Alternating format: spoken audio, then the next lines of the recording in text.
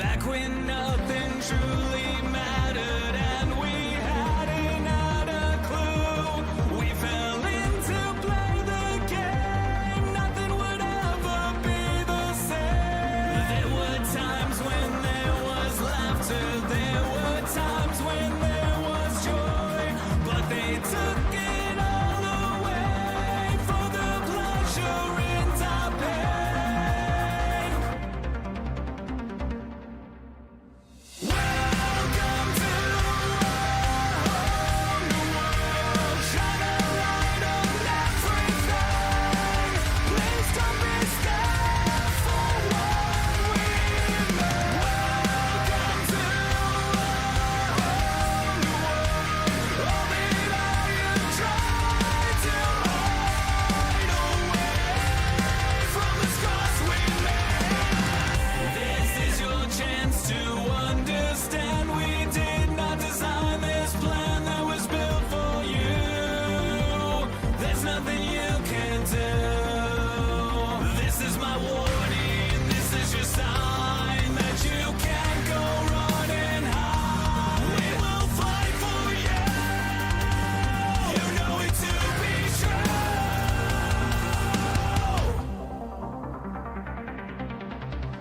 Welcome to our new world. Shine a light on everything.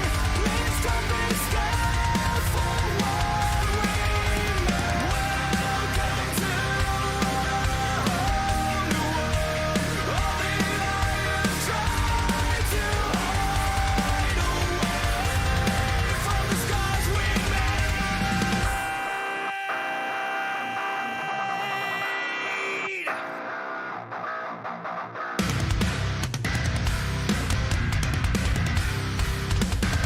from the scars we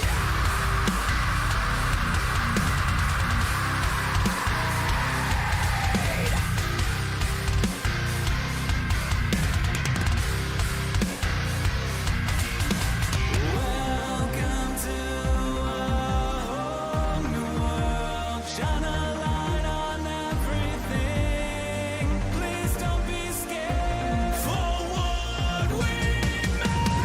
Welcome to our new world. Shine a light on everything.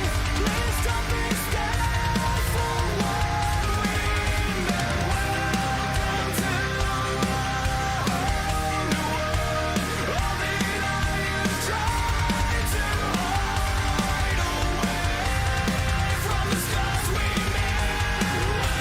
Welcome to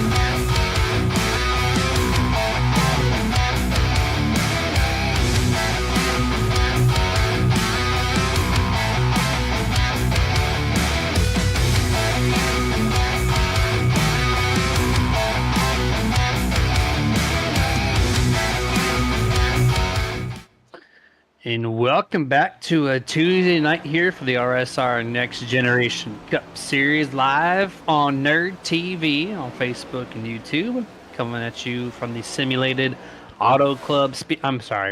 fictional Auto Club Speedway, as we're going to relive this 2-mile facility They're in Fontana, California. Weather looking a lot better than our past Sunday broadcast. 75 degrees, a lot lower humidity at 34%, cloudy, which you can see in the background, but on the track it's currently sunny, so that's kind of cool. And then 10-mile-an-hour winds. When you're going 200 miles an hour, 10-mile-an-hour winds might or might not affect the next-gen cars. We'll find out here for 110 laps here this evening. My name is Jeremy Stanley, a.k.a. Jay Swifty on the interwebs, and to my right-hand side, co-producing / broadcaster Dustin Loxton, ballistic on the interwebs. How's it doing? Doing good, man. I can't stand you did our track like that. You had to go fictional, man. Could have just left it simulated, sir. Man. Probably one of the saddest things to hear that this track got completely demolished, and then the plans that they did demolish it for also demolished, so there's nothing going on where this facility used to rest. So it's an unfortunate thing because this track always poses great racing, multi-groove. You'll see them, usually run two lanes down the straightaways. That's about it. But when they hit turns 1 and turns 3, I mean, they fan out. I mean, you're going to see cars 2, 3, 4 wide going through the corners. It always poses some amazing racing. But glad to be back on Tuesday nights here with the guys at RSR. Should be a fun one. Unfortunately, you are stuck with me. I want to give a shout out to your fellow cohort, Jason Rockefeller. Currently, they got hit with some bad wind gust storms up there, and power's been knocked out now for going on, 48 hours now?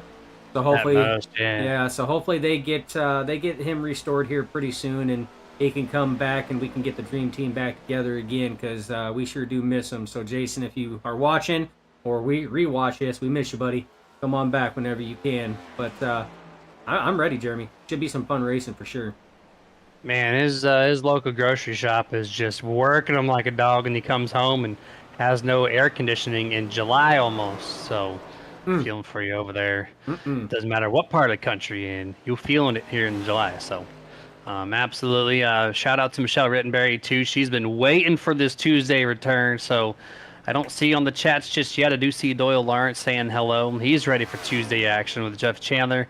Of course, rocking his skin colors. Skin also for Jason, by the way, not scheme.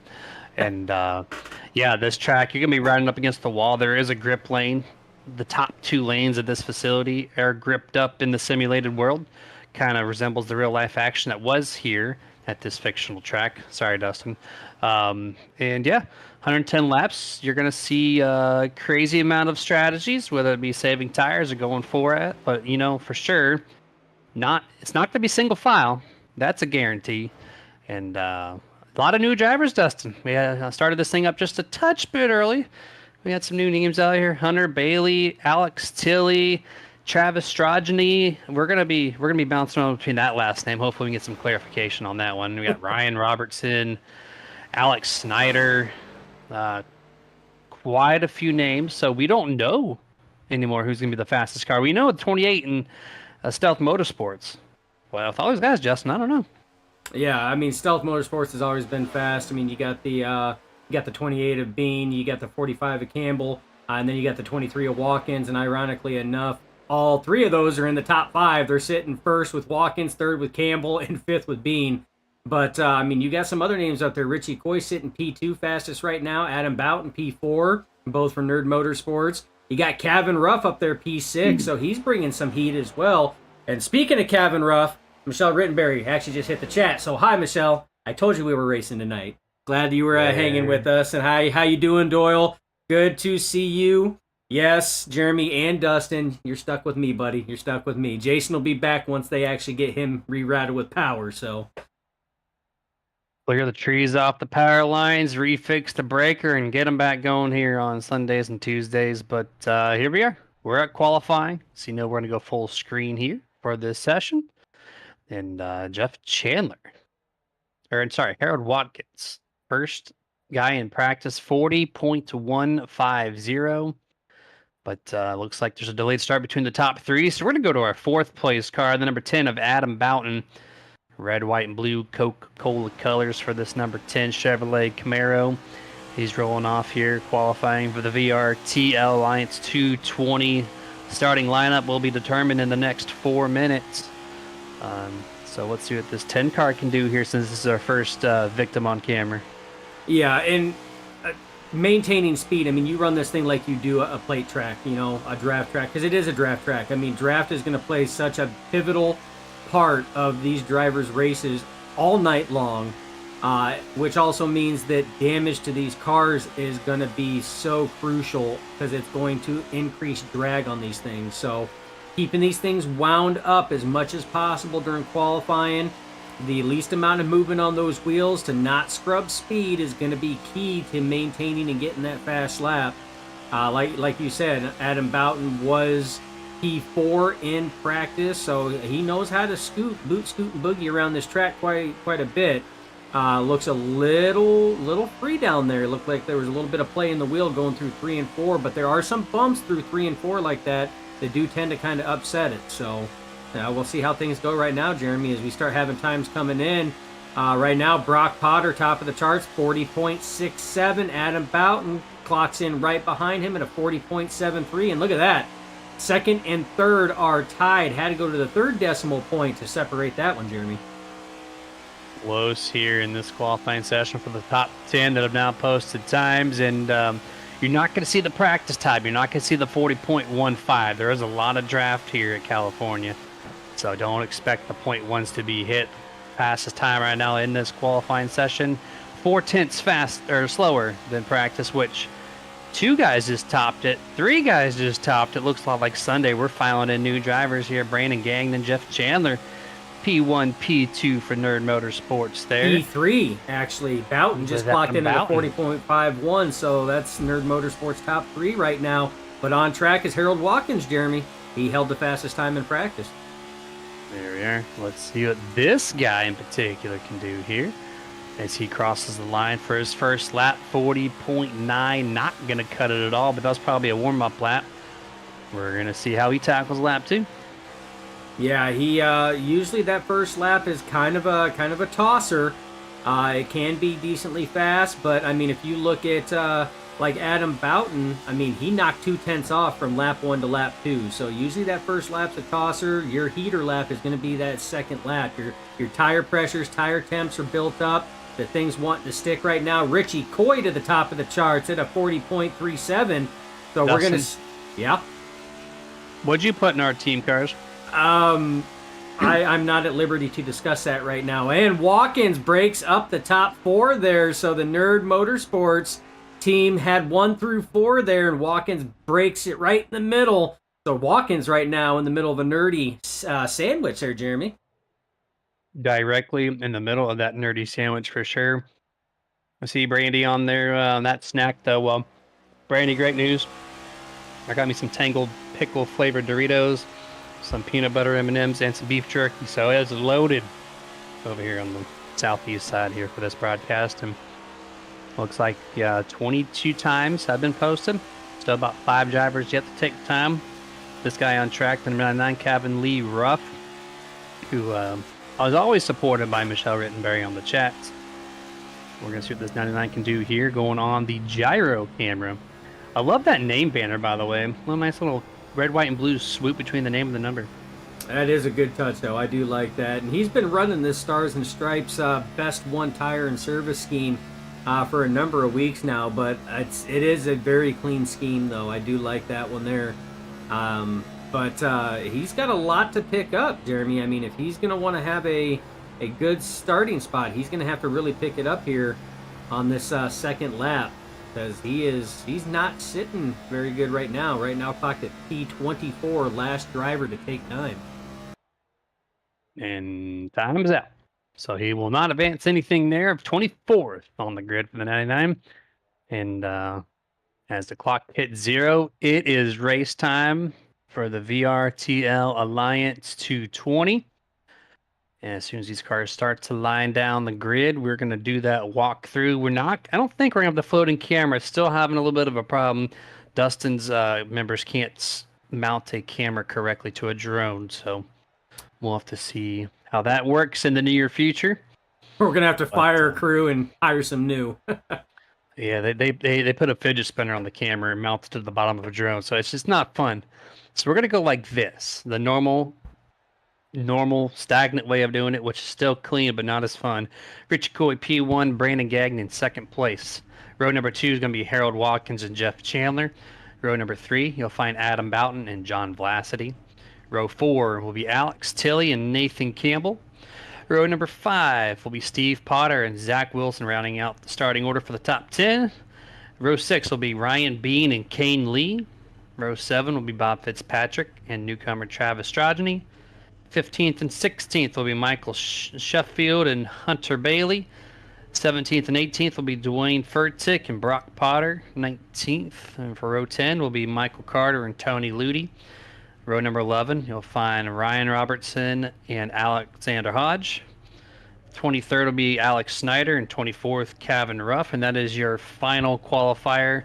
That posted time, and then the final 4 sorted by their I rating. That'll be James Catrone, Robert Fitzpatrick Sr., Jerry Culver, and also newcomer Cole Brown. There in the 46 is the last car on tonight's grid. 28 entries, 110 laps. Lots of fun here at Fontana tonight.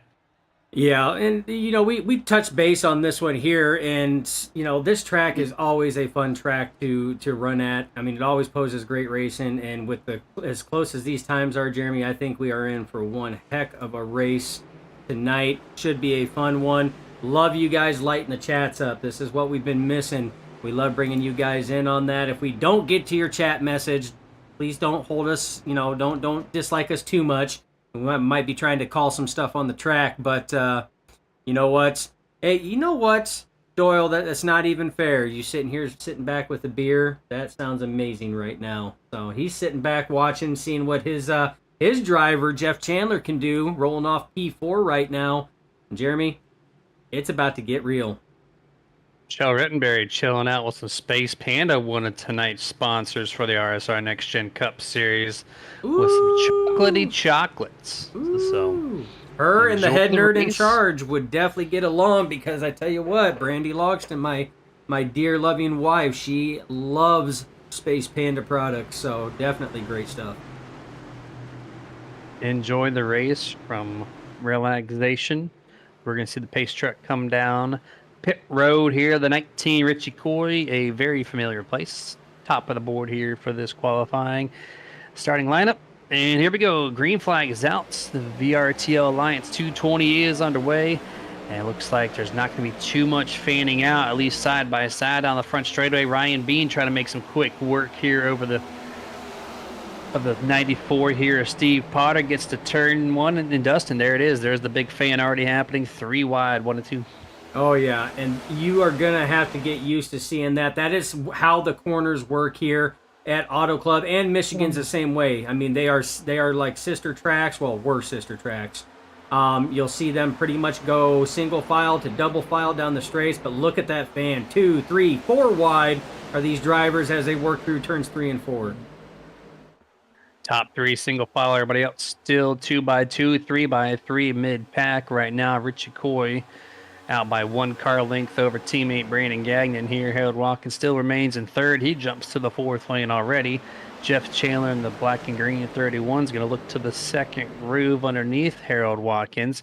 Gets loose, saves it. It's going to cost him a couple spots. They go 3 wide on the back straightaway. Yeah, 3 wide. That slowed them up, and you see they back out of that real quick. Look at those cars, Jeremy, going down that very bumpy backstretch. You can just see them hopping over those bumps down there. This is probably, as far as a track this size, this is a 2-mile track, has probably one of the bumpiest backstretches compared to what its sister track was, which was Michigan. Michigan, it seems to be a lot smooth, especially after they repaved it some years ago, but you'll see these cars, Jeremy, and that's something these drivers got to look out for. If they hit those bumps wrong with the way that these cars handle, that could pose a problem, especially coming off turn 2 and going down that backstretch, getting ready to weight load going into turn 3. And especially middle of the backstretch, I don't think you can tell, but I'm sure everyone watching, or at least most people, have seen California in some shape or form, but it is so bumpy on the back straightaway, on the straight part of it. And if you bad bump somebody, these next-gen cars, Gen 7, whatever you want to nickname them, well, hold that thought. Boomer Button Box's caution first time this evening is out, lap number 4. And there's one car slow in the back here.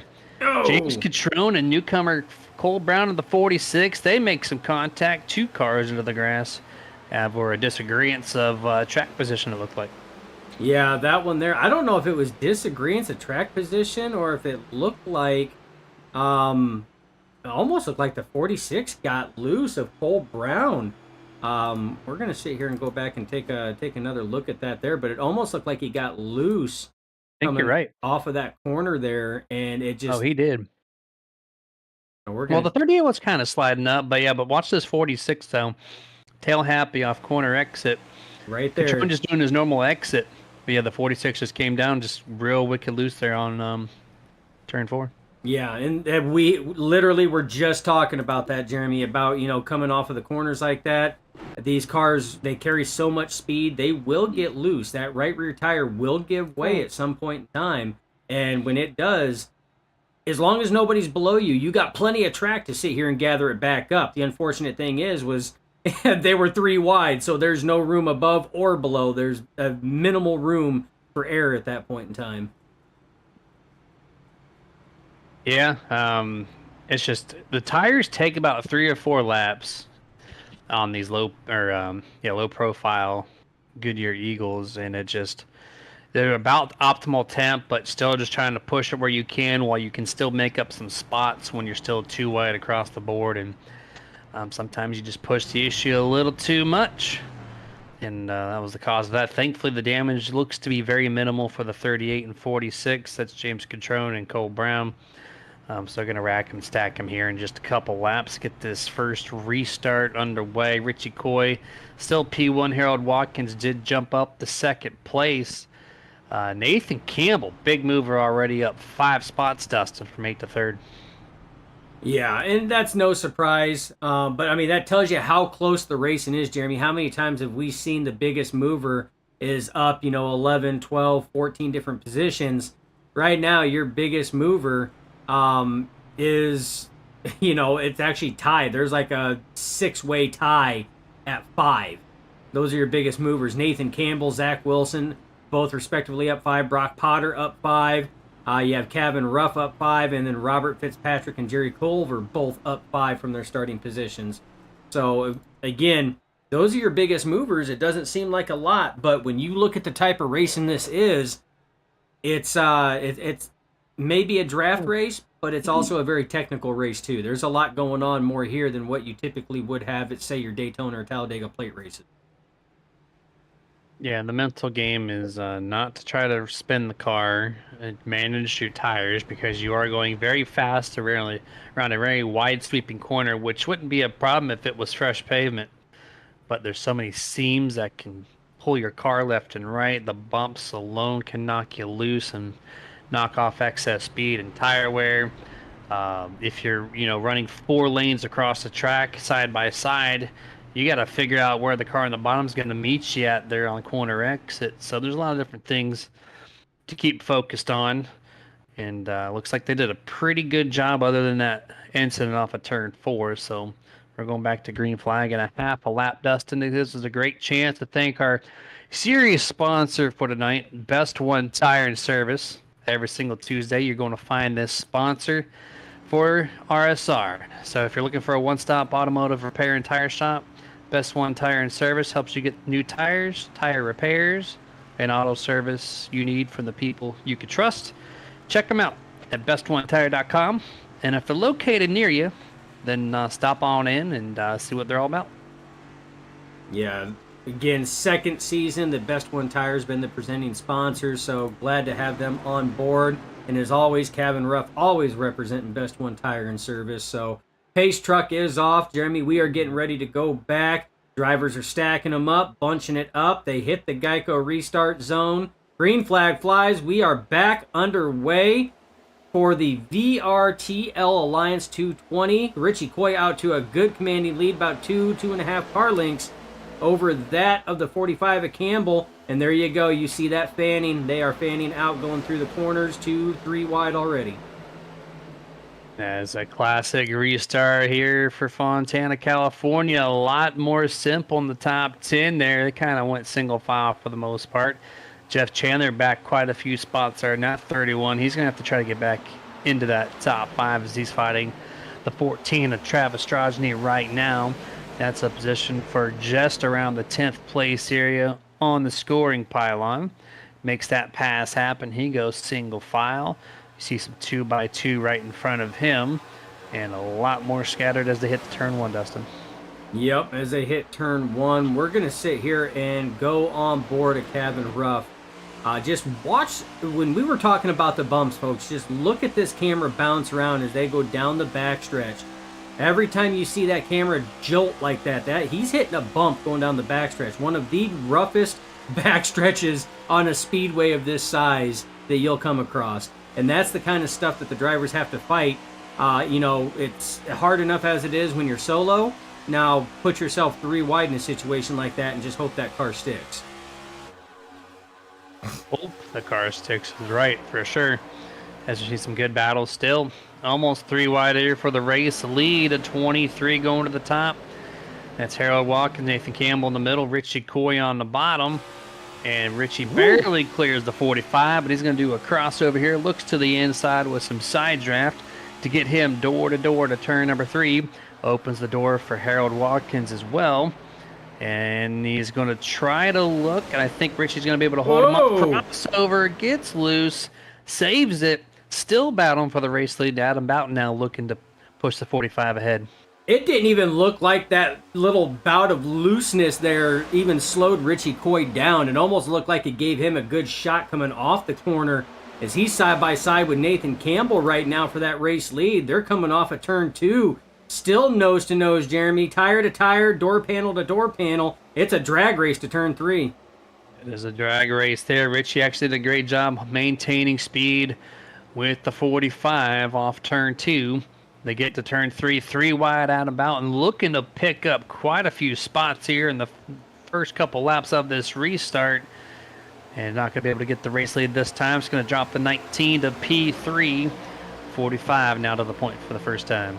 Yeah, what I'm seeing, Jeremy, is that high side is starting to come in here. Now, this is not uncommon for California here at Auto Club, is that high side's very fast. You get that good high line momentum off. You just got to watch that tire wear when it comes to this track here. But Adam Boughton doing it right now, moving himself up to P2 over teammate Richie Coy there in the 19. Looking at this number 28, Mr. Ryan Bean up 6 to 7 spots here since the start of this thing.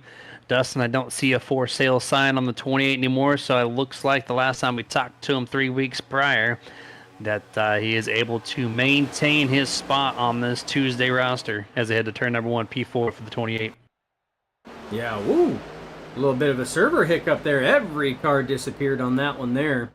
But yeah, it does not look like that for sale sign is there anymore, Jeremy. But look at that straight line going down the backstretch, and then just watch as they kind of dive it off into turn 3. Look at that, just everything fanning out. You're going to have multiple lines all the way through.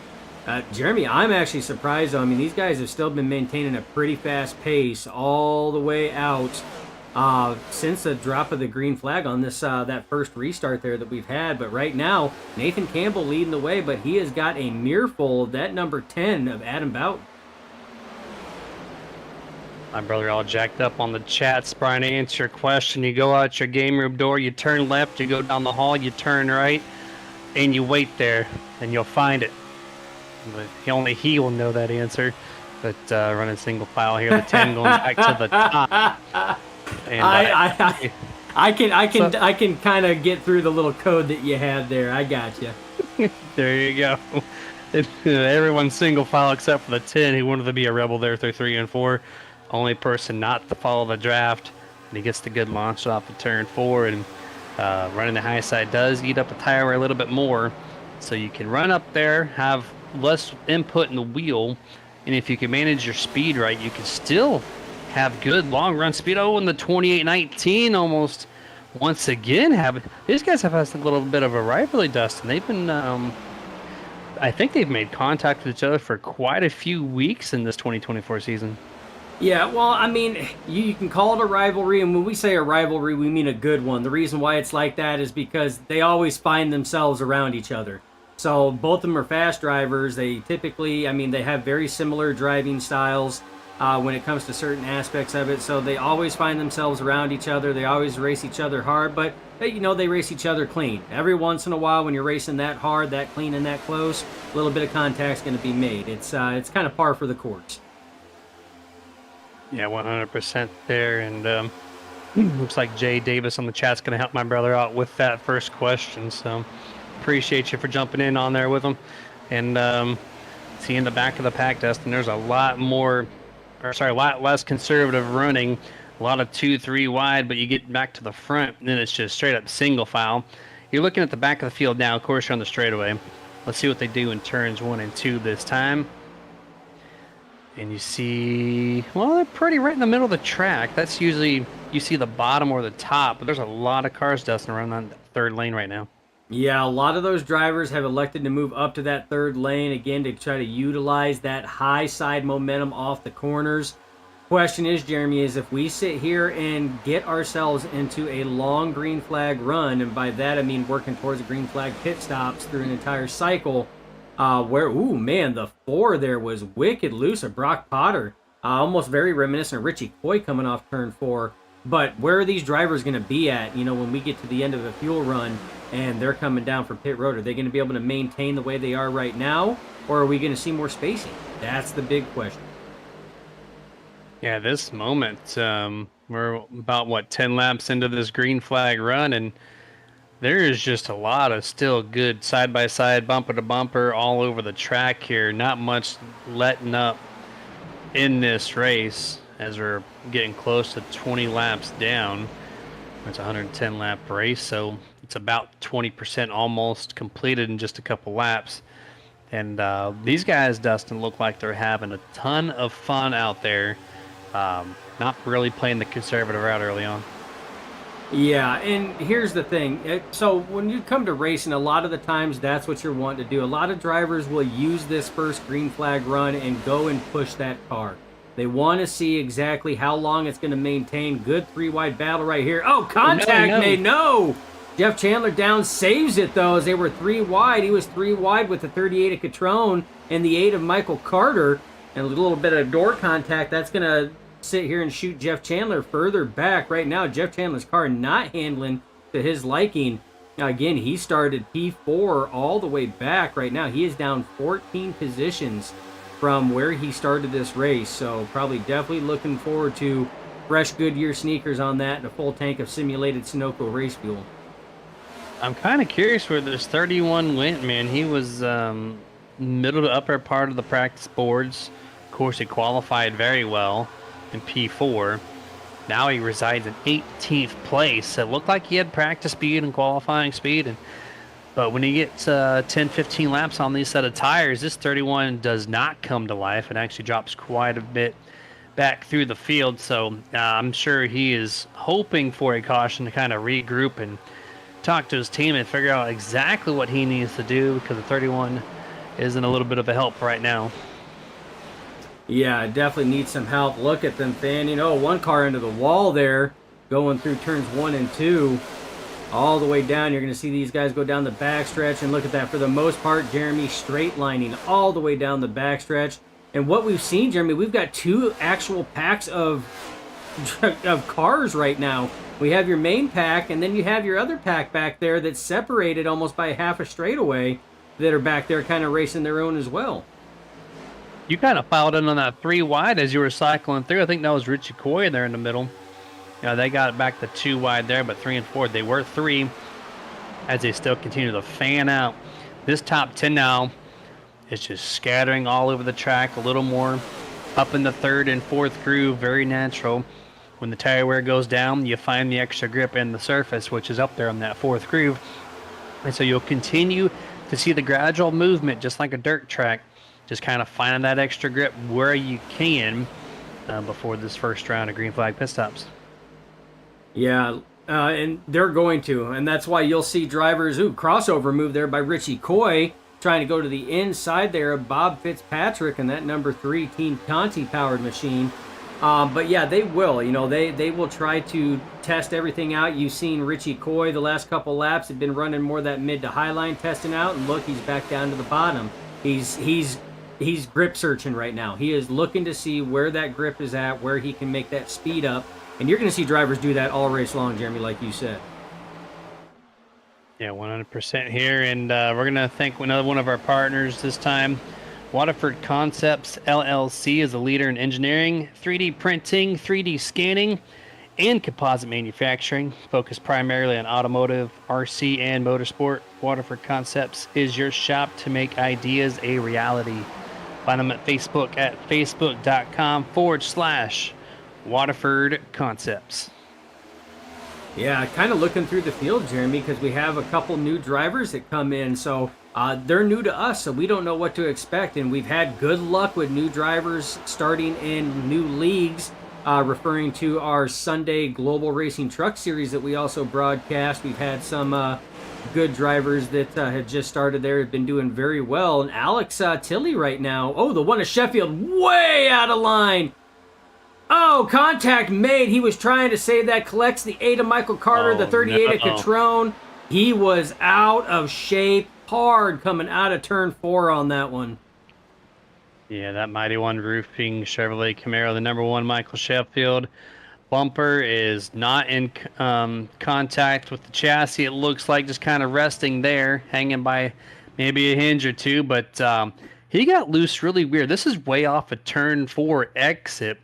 Had a little overcorrection, which is very easy to do in the Gen 7 cars, which he almost had it saved, and then he didn't. You see the 25 Furtick, he runs down low, and then he comes right back across the number 8 of Michael Carter and James Catrone. Jeff Chandler barely escapes. 3 cars, heavy damage here on lap 24.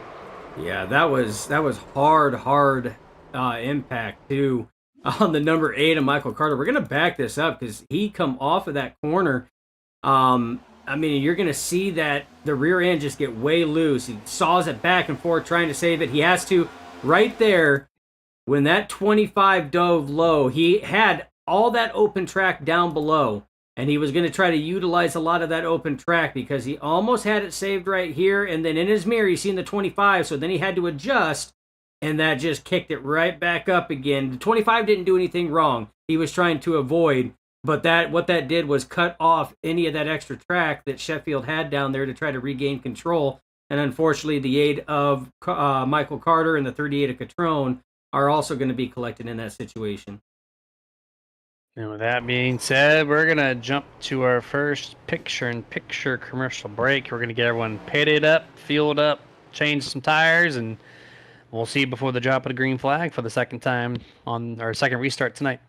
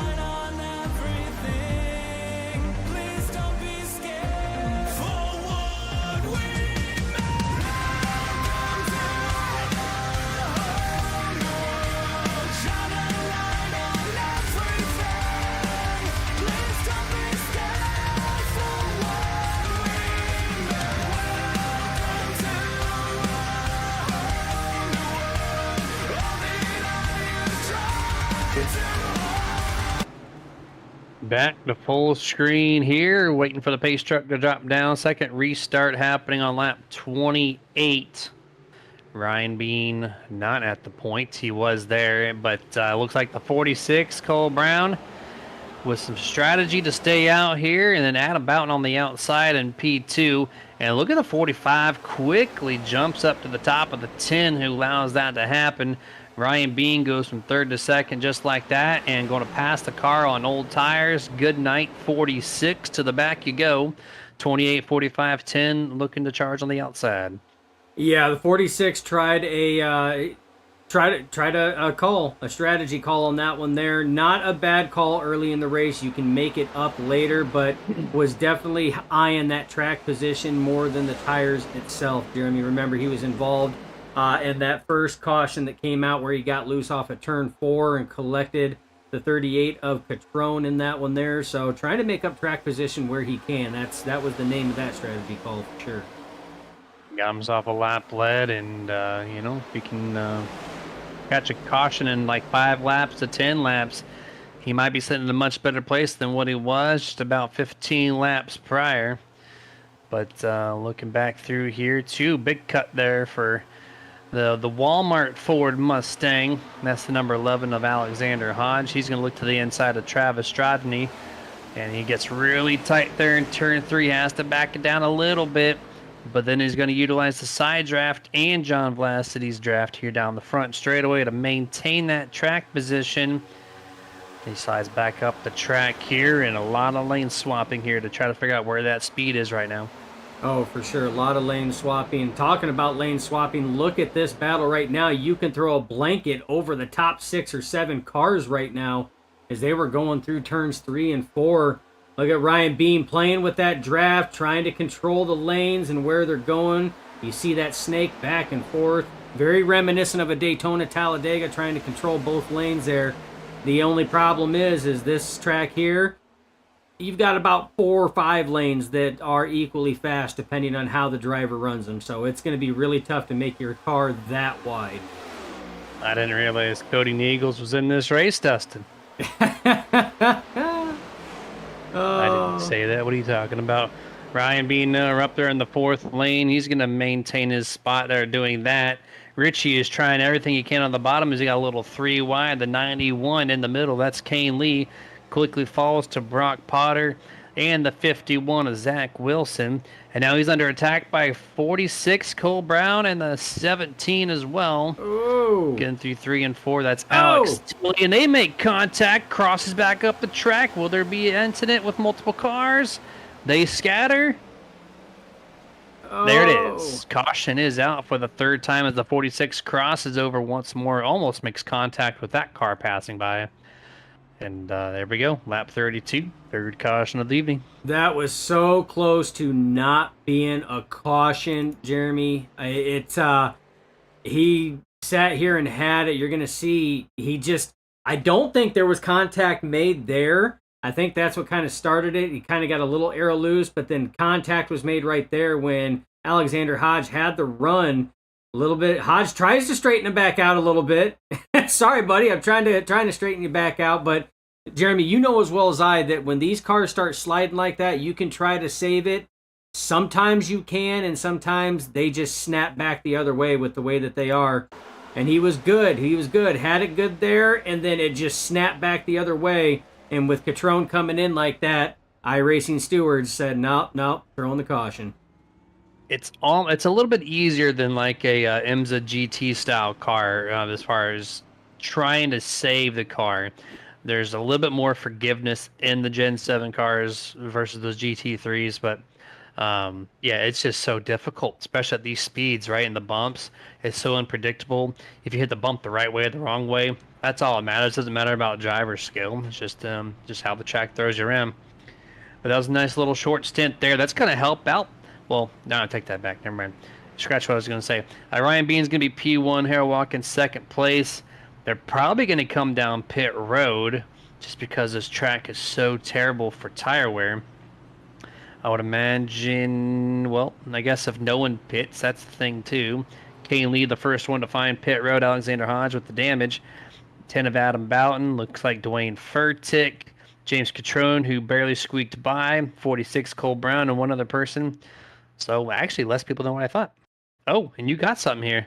Yeah, you come up, went to go to, I don't know what that's all about, but I seen that there just out of the turn 3 camera and didn't know what was going on. Didn't know if he just wasn't able to slow up, but I don't know if that was a slow up, Jeremy. That was coming up the track, so I don't know what's going on there. But you know, it's racing, man. We all sit here and try to give everything we have. It happens.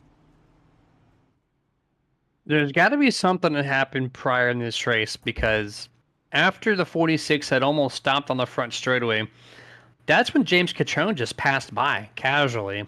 Didn't make any contact, nothing. Just trying to drove by, then all of a sudden we see that. So that really makes me feel like something happened earlier in the race, which, by the way, this is race number 1 for that 46, so I'm not sure what we're talking about here, but hopefully that settles out. We have a nice clean race between those two individuals the rest of the way. But there's your top 5 right there, 28, 23, 19. You got the number 3 Bob Fitzpatrick continuing to impress me now inside the top 5 for the first time this evening. He's been running week in and week out, Jeremy. That number 3 has been progressively getting better and better. We've been seeing his black and neon green. By the way, love the color choices. No way. But no way. But we've been seeing that car more and more, and we've been calling his name more and more each and every week, Jeremy. So he's been impressing me too. You know, he's been progressively getting better and really showing, you know, what abilities and skills that he has. And look at him, Jeremy. He's up here right now in the top 5, you know, brushing fender panels and everything else with the likes of Bean, Watkins, and Coy, and Campbell behind him. So, I mean, it's, you know as well as I, drivers have certain tracks that it's their niche tracks. You know, it's tracks they run very well at, tracks they enjoy, and usually the tracks you enjoy are the tracks you run very well at. You know, this could very well be one of his tracks, but you can't negate the fact that, you know, we've been calling his name, you know, over the last number of weeks more and more. So Yeah, I've seen a couple of other new guys just kind of squeaking in here. The number 17, Alex Tilley, he's going to be restarting in the 10th position. I was noticing on the front straightaway that his tealish colored Margaritaville Toyota Camry, which, by the way, Brandy's been shouting that out in the chat. So there's your call out for the 17. But his car is glowing. I don't know if you noticed that on the reflections on the front straightaway. His car is glowing compared to everybody else's. I'm not sure if that's just that blue or if there's a chrome spec map on this thing. There might be, but I just kind of noticed that there. But we're going to go back to green flag here on lap 36. And we're going to see who can get a good jump. We see Stealth Motorsports. They've been doing a fantastic job doing that up to this point. Richie's going to have to try to do something to get himself back into P1, P2. But here we go. Green flag is out. You see that 17. He is glowing on the front straightaway. oh yeah, definitely glowing. He's got to have some type of spec map on there. Either way, though, I mean, it's a beautiful car.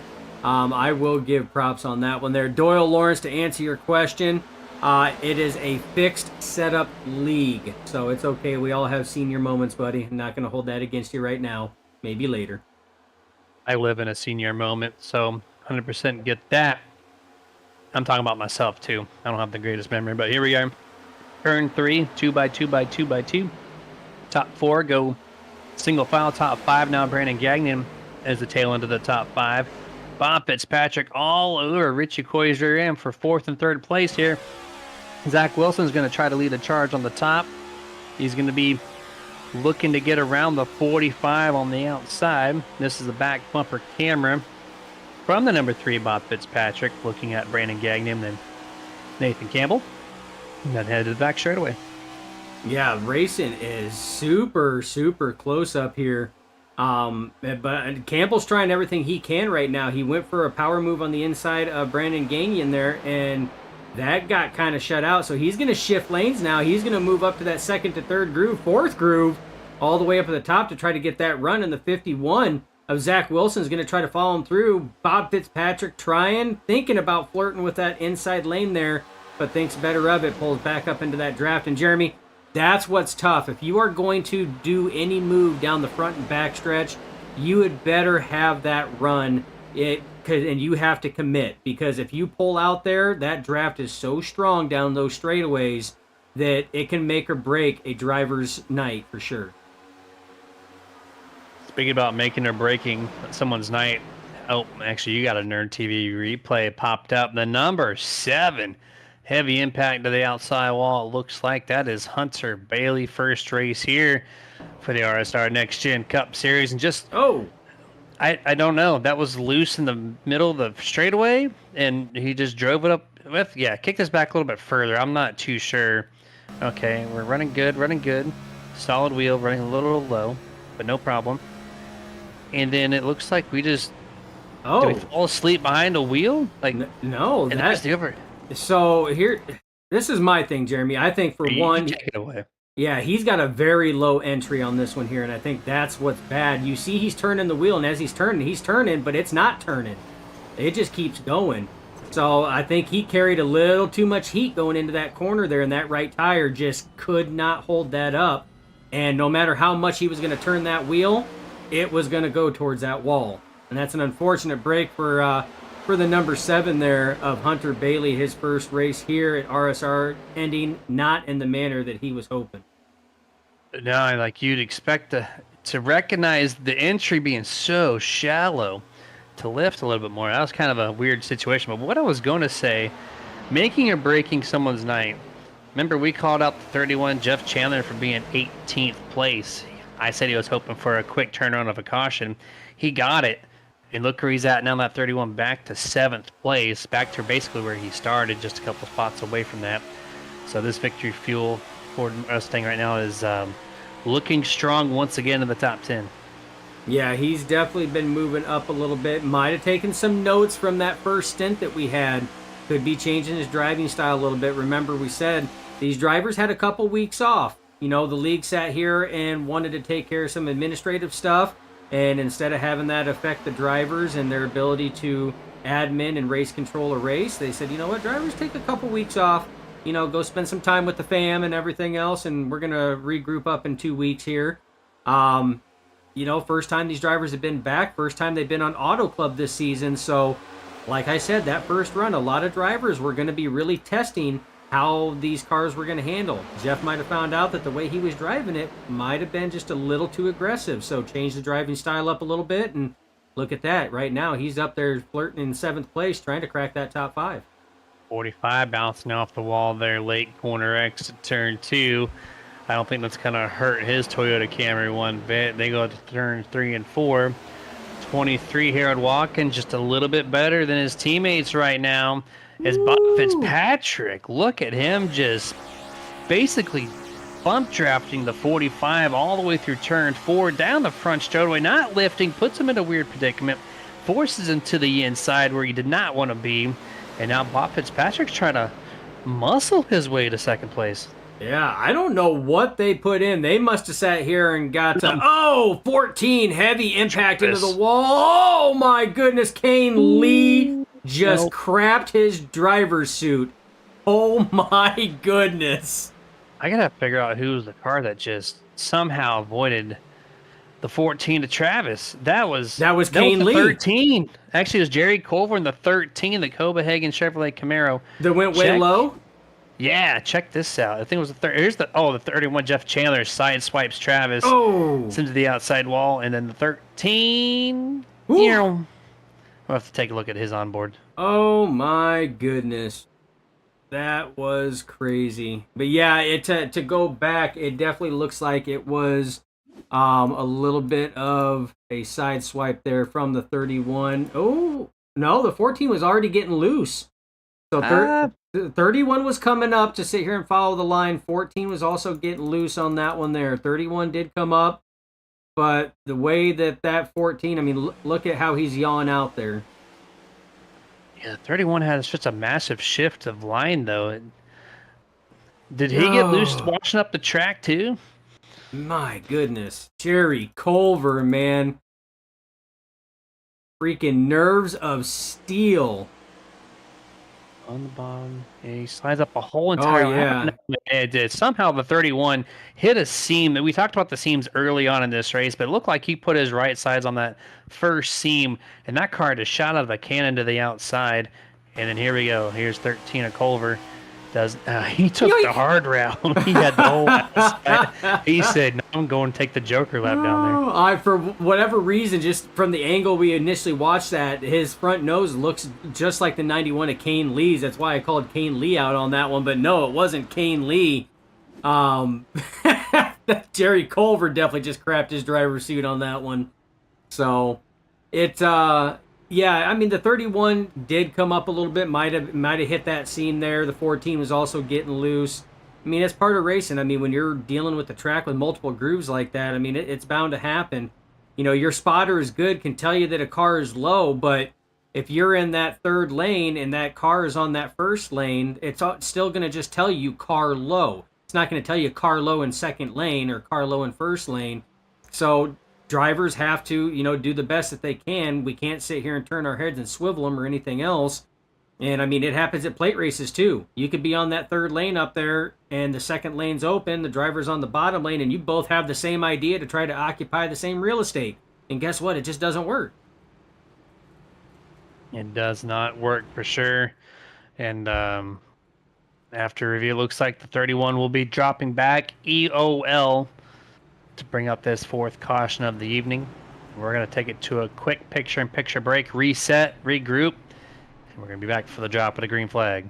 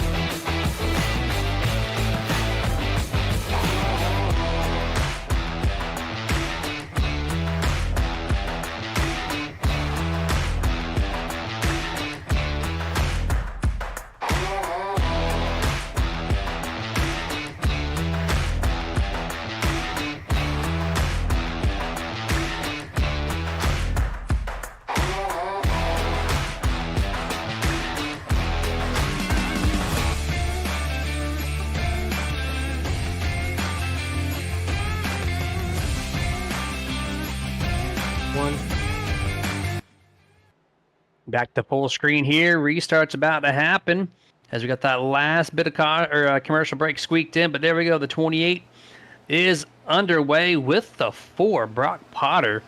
I've never seen Brock Potter time, or anyone time with restart with the 28 before ever. But look at this. Brock's going to jump himself up to second place, no problem. And then he's going to go to the second groove here, try to find that fresh air on that nose of that Toyota Camry. Goes on the back straightaway, top 4 single file, now top 7 single files they file in, and 3 wide here for 10th. Yeah, 3 wide, and that quickly cycles out right now. Kevin Ruff was the meat in that sandwich there, but look at the look at the 17. Oh, no. Contact made. Slight contact to Kevin Ruff into the outside wall as they come off the corner on that one there, and that was between the 17 of Alex Tilley and the 99 of Kevin Ruff. Both drivers seem like they are still driving. Doesn't look like there's much damage, and if there is, it's minimal on the right side of that number 99, so they should be all right there. But yeah, definitely a close call. Could have been a lot worse for wear for either of those drivers in that one.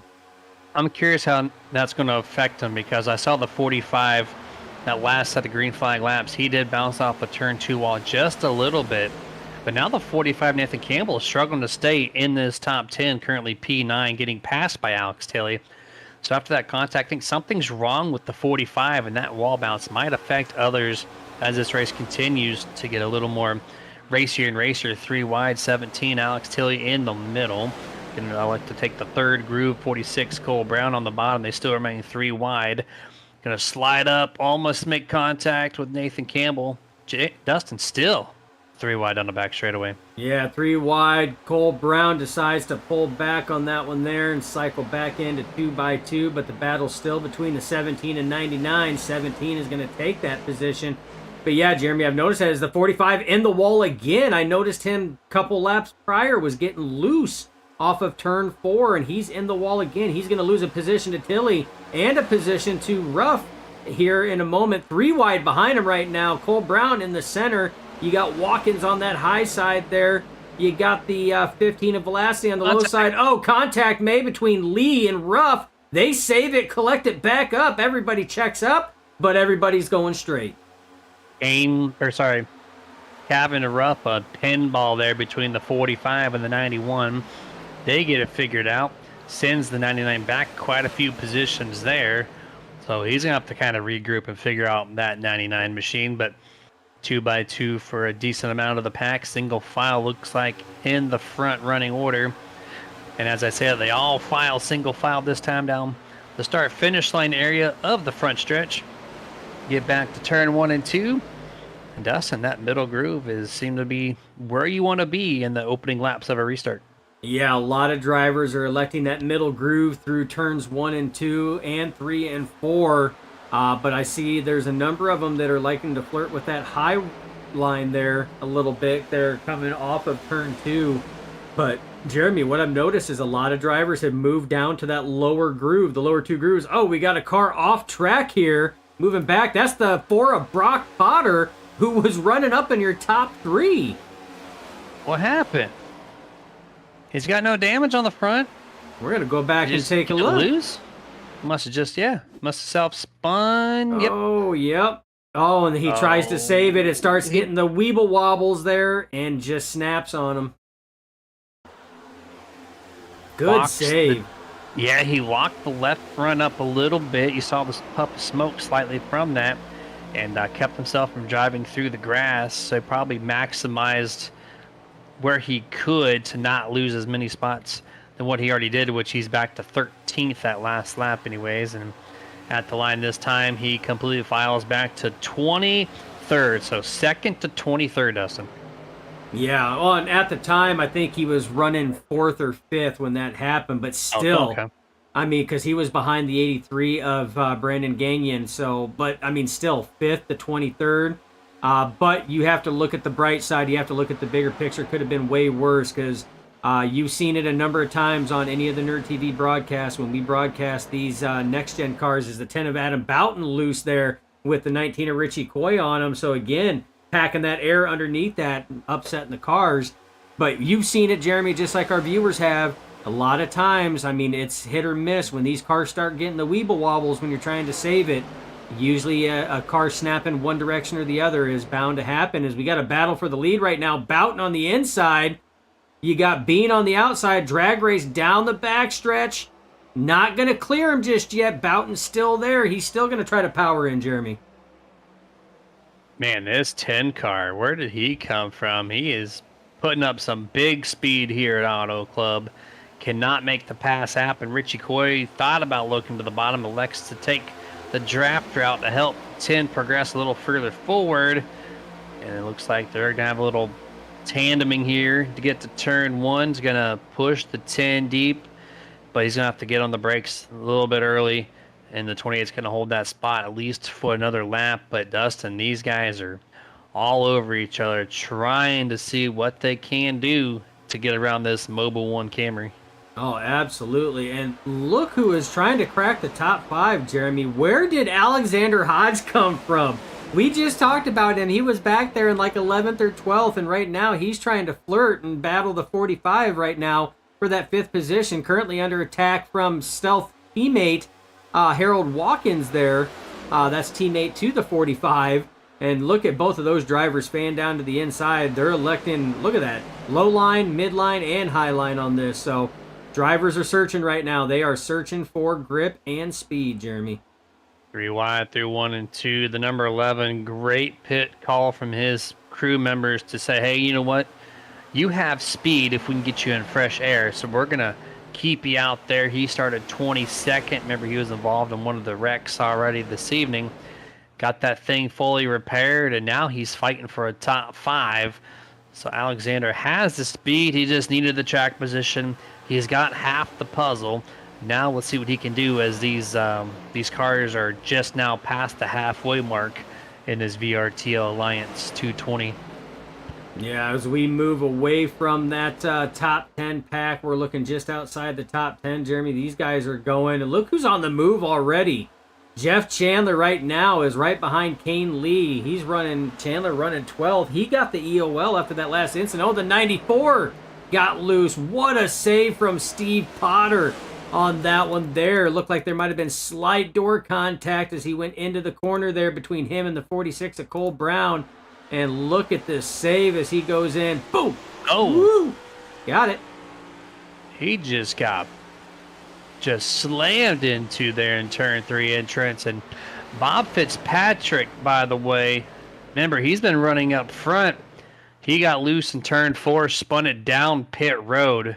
I don't know if you have that on your instant replay camera angle there, but I mean, if you're going to spin, you might as well send it down pit road at the same time. But here we go. Just saves it right down pits, and might have got tagged for speeding, of course. I'm going to say he was coming in a little hot on that one there, Jeremy.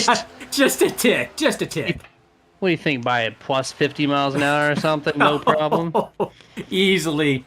And that's unfortunate. I mean, we're laughing at it, just because, we're joking around. Obviously, we know that he came in hot. That's why he's still sitting on pit road. But that's unfortunate, man, because that number 3 had been fighting up in that top 5. He'd been up in the top 3 podium. And that right there is essentially going to put him out of contention right now because he's going to go multiple laps down by the time this is done, Jeremy.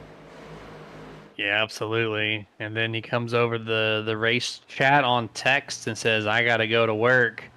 So maybe that was intentional. I think it might have been intentional to drive down to pit road and say I have to go to work. He is disconnected from the session. So, yeah, done. Got called into work. Real life duties taking over the virtual world here. Here on lap 60. These are still having a great battle for the race lead. I'm going to thank another one of our series partners here, Admin Box. It's built by iRacers for iRacers to be utilized in league and hosted racing. It makes race control easy as possible by giving you a box with pre-filled commands, and it's backlit and see everything nice and clear. And of course, we talk about that as your race leader comes down pit road. So maybe he pressed one of the buttons on his admin box and sent himself down pit road. But go to adminbox.com, use promotion code RSR-BOXX, saves you 10% on your purchase. And Dustin, I don't know if this is scheduled. I don't know if it is either. I mean, he made a late cut going down. That surprised me. Like there was nothing that was mentioned that he was going to be he was going to be pitting. It was just one of those almost instantaneous going, down the backstretch and coming, through 3 and 4 and then just cut down. We talked about it on Sunday. Back up a little bit more, if you can. He put his car a little bit lower. Like, he went down the straightaway, right? And we talked about this on Sunday where you don't have driver communication. You bring your car low to say, hey, I'm coming down pit road. He is going down halfway down the back straightaway, and as your race leader, you don't typically do that. Not that much defense going on halfway in the race, so that might have been his signal. But, super early into this green flag run, so I'm not too sure. We're going to find out, though, if the 28's got the right call or the wrong call. Yeah, I mean, they just can't, I mean, it hasn't been that long since they've been on, pit road on that. So, I mean, you're looking at 18 laps has been the run since they've been on pit road. Richie Coy is actually been one of the longer ones. He's 37 right now and still up there running. So I don't know, Jeremy, if that's what the strategy call is on that one. I have a little insight here. 19, Richie Coy, he's calling down pit road here. The 10 of Adam Boughton might be following suit. I know Richie's coming down for sure. Number 10, 83, Brandon Gagnon. So, yeah, looks like Nerd Esports is going and going to go 1, 2, 3, nose to tail here on this lap on 64.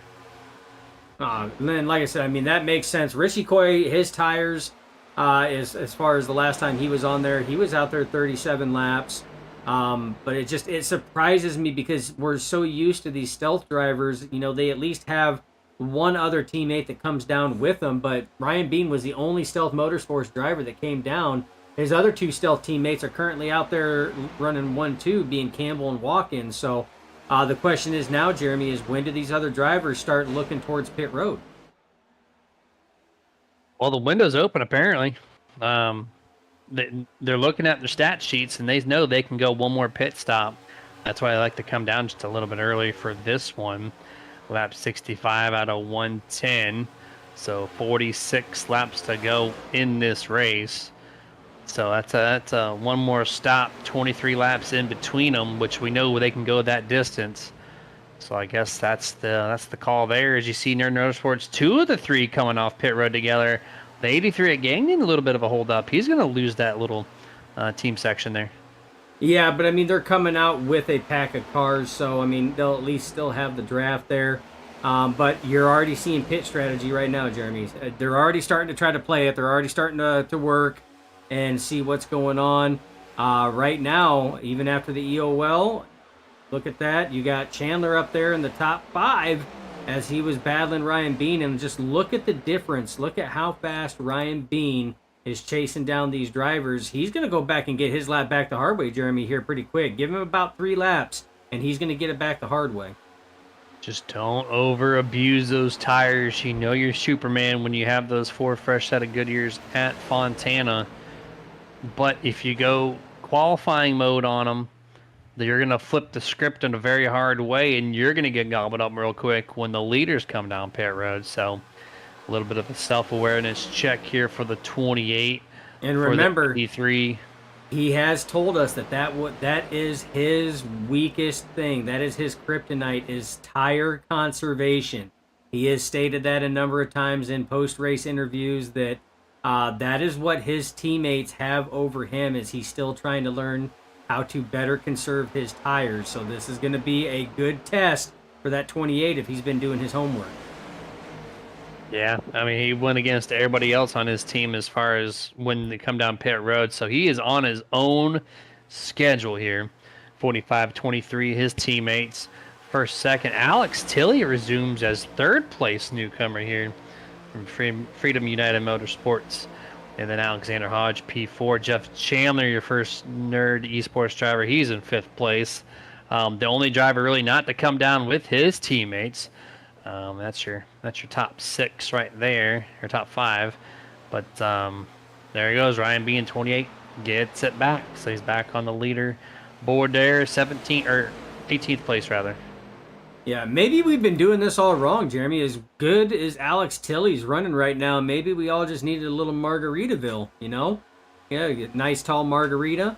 Maybe that's the kicker, because I tell you what, for a season debut here, you know, over here at the BestOne Cup Series for RSR, he's been running pretty stout, you know, running up there in the top 3 right now. We still got to cycle through green flag pit stops, but he's putting up some good numbers, Jeremy.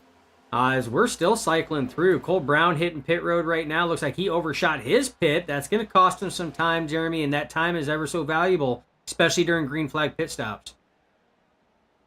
Yeah, that's he's had quite an eventful opening race here for RSR. Number 11, Alexander Hodge. He's going to give up 4th place to find his virtual crew members here down to speed, which is very easy to get down to speed limit here at Auto Club. So he's going to have a clean stop, but all by himself. He needs to merge out with traffic if he wants to maintain his speed. And you said Margaritaville is the way to go. Well, I might just have to call my local Mexican-Cuban restaurant, El Leoncitos, and order me up a strawberry one. Oh, see, now you're talking my language. I love it. That might be the trick, Jeremy. We'll have to try it. Might have a little bit better luck as the 51 is Zach Wilson, heavy into the wall. Wall glued, is able to get it off of there. Doesn't collect anybody else, Jeremy, but he was wall glued through the entire turn 3 and 4 before he was able to actually pull that car off the wall. When you run the 4th and 5th groove, you risk it. That's what happens when you wall ride. The speed is there, but that comes with a double-edged sword of running up against that wall. And if you find wall glue, well, you're going to lose some time for sure. And that's exactly what the 51 did. And now he's going to have to try to regroup that. But let's see if he goes back up there once more. No hesitation. Right back to the 5th groove. And he's going to be successful this time through turn 3 and 4. Yeah, ran it a little lower last time when he got wall glued. He was above that final seam there. He played a little bit more conservative and put those left tires just below that seam, give him a little bit more breathing room. Probably a good call at this stage in the run right now, but he's way up there, Jeremy. He's one of the only drivers that's running that high going through there, but as he gets back into the wall again, and like you said, that's that double-edged sword right now. He is pounding that right door panel.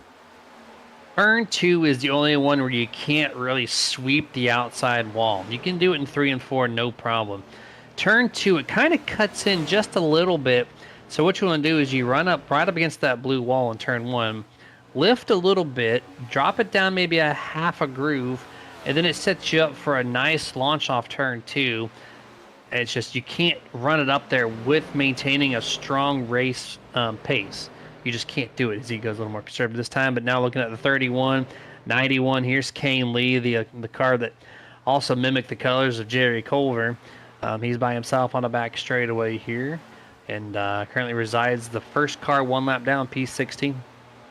Yeah, and Jeremy, right now we got green flag pit stops going on.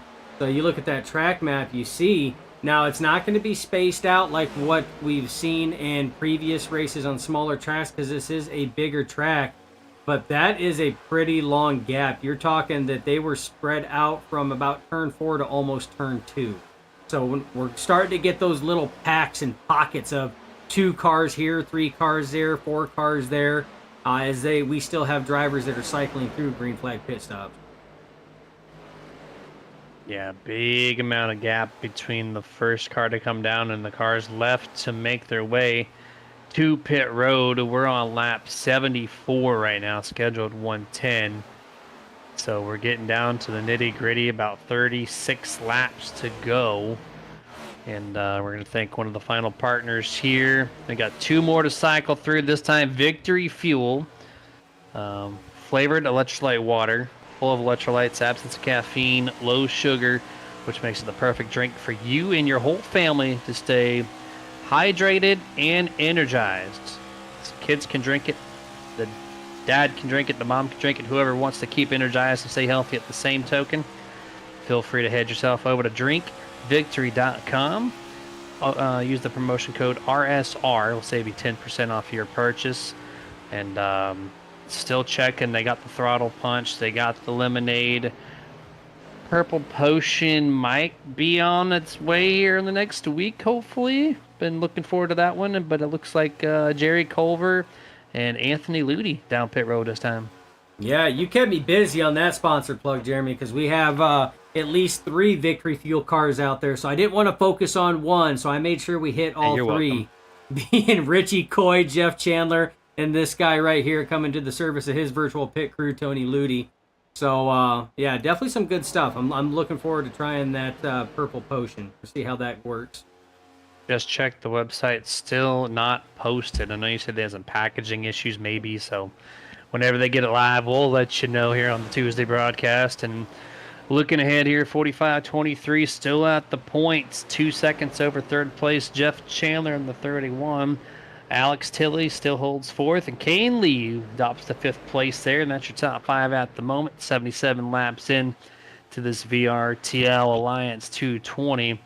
And Dustin, I think this is the longest gap between the first and the last car to pit than I have ever seen here on a broadcast. Yeah, because remember, Ryan Bean was the first car to actually initiate the green flag pit cycle on that one there, and we still have a number of drivers out there They have not pitted yet. As it sits right now, we got about 13 drivers that have yet to pit. That is your top 13. Campbell, Watkins, Chandler, Tilley, Lee, Velocity, Potter, Furtick, Robert Fitzpatrick. You got Strajny, Wilson, Ruff, and Catrone, with Wilson and Ruff coming in now. So now it's just going to be Catrone there being the last one. So your top 11 still have not pit yet. Still need to come to the service of their crew, Jeremy. So the question is how long do you stay out at this point in time? Well, Jeff Chandler heard Doyle Lawrence on the chats. Jeff Chandler down pit road, 31 to the surface of his crew, lap 78. He's going to bring the 91 Kane Lee. And I thought I heard the 14 maybe coming down pit road this time as well. Here he comes, 14, Travis Strajny. 3 cars just lap on lap 79. Yeah, and that was the question, how long do you stay out? Because they're losing time, on those older tires with all these drivers that are coming up. We already seen that Ryan Bean got his lap back. Ryan Bean, with these drivers coming down pit road, is going to crack back into the top 10. If everything plays right, he could take over 8th. Goodness. And Nathan Campbell and Harold Watkins are now coming down to the service of their crew as well, Jeremy. Pit road getting busy. Busy. We got the 17. We got the 41. We got one other person back 15. there. A couple more. So Steve Potter, 15. John Vlasity. So a lot of your top 10 finding their way down on lap 79 here. So this is going to cycle, I think, everyone. Yeah, you got the 12. Robert Fitzpatrick. He's down. Dwayne Furtick in the 25. So all your race leaders coming down this lap on 79. And this should cycle Ryan Bean to the race lead. The question is how much of a lead is he going to have? There you go. Scoring pylon updates. 28 back to the point. You have drivers that are just exiting pit road right now. Richie Coy has already been down pit road. He's trying to sit here and chasing down. Adam Boughton is there as well. But here comes Nathan Campbell and Harold Watkins fresh off of pit road. They are going to cycle out and sit right around that 7th and 8th place spots right now. Jeff Chandler off of pit road as well.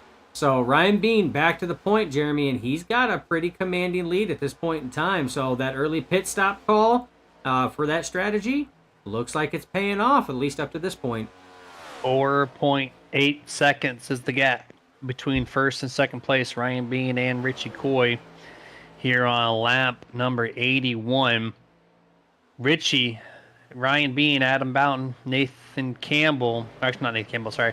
Those guys that pitted early have a 2-stop strategy. If you could load up the pit marker there on the upper half of your screen one more time for us.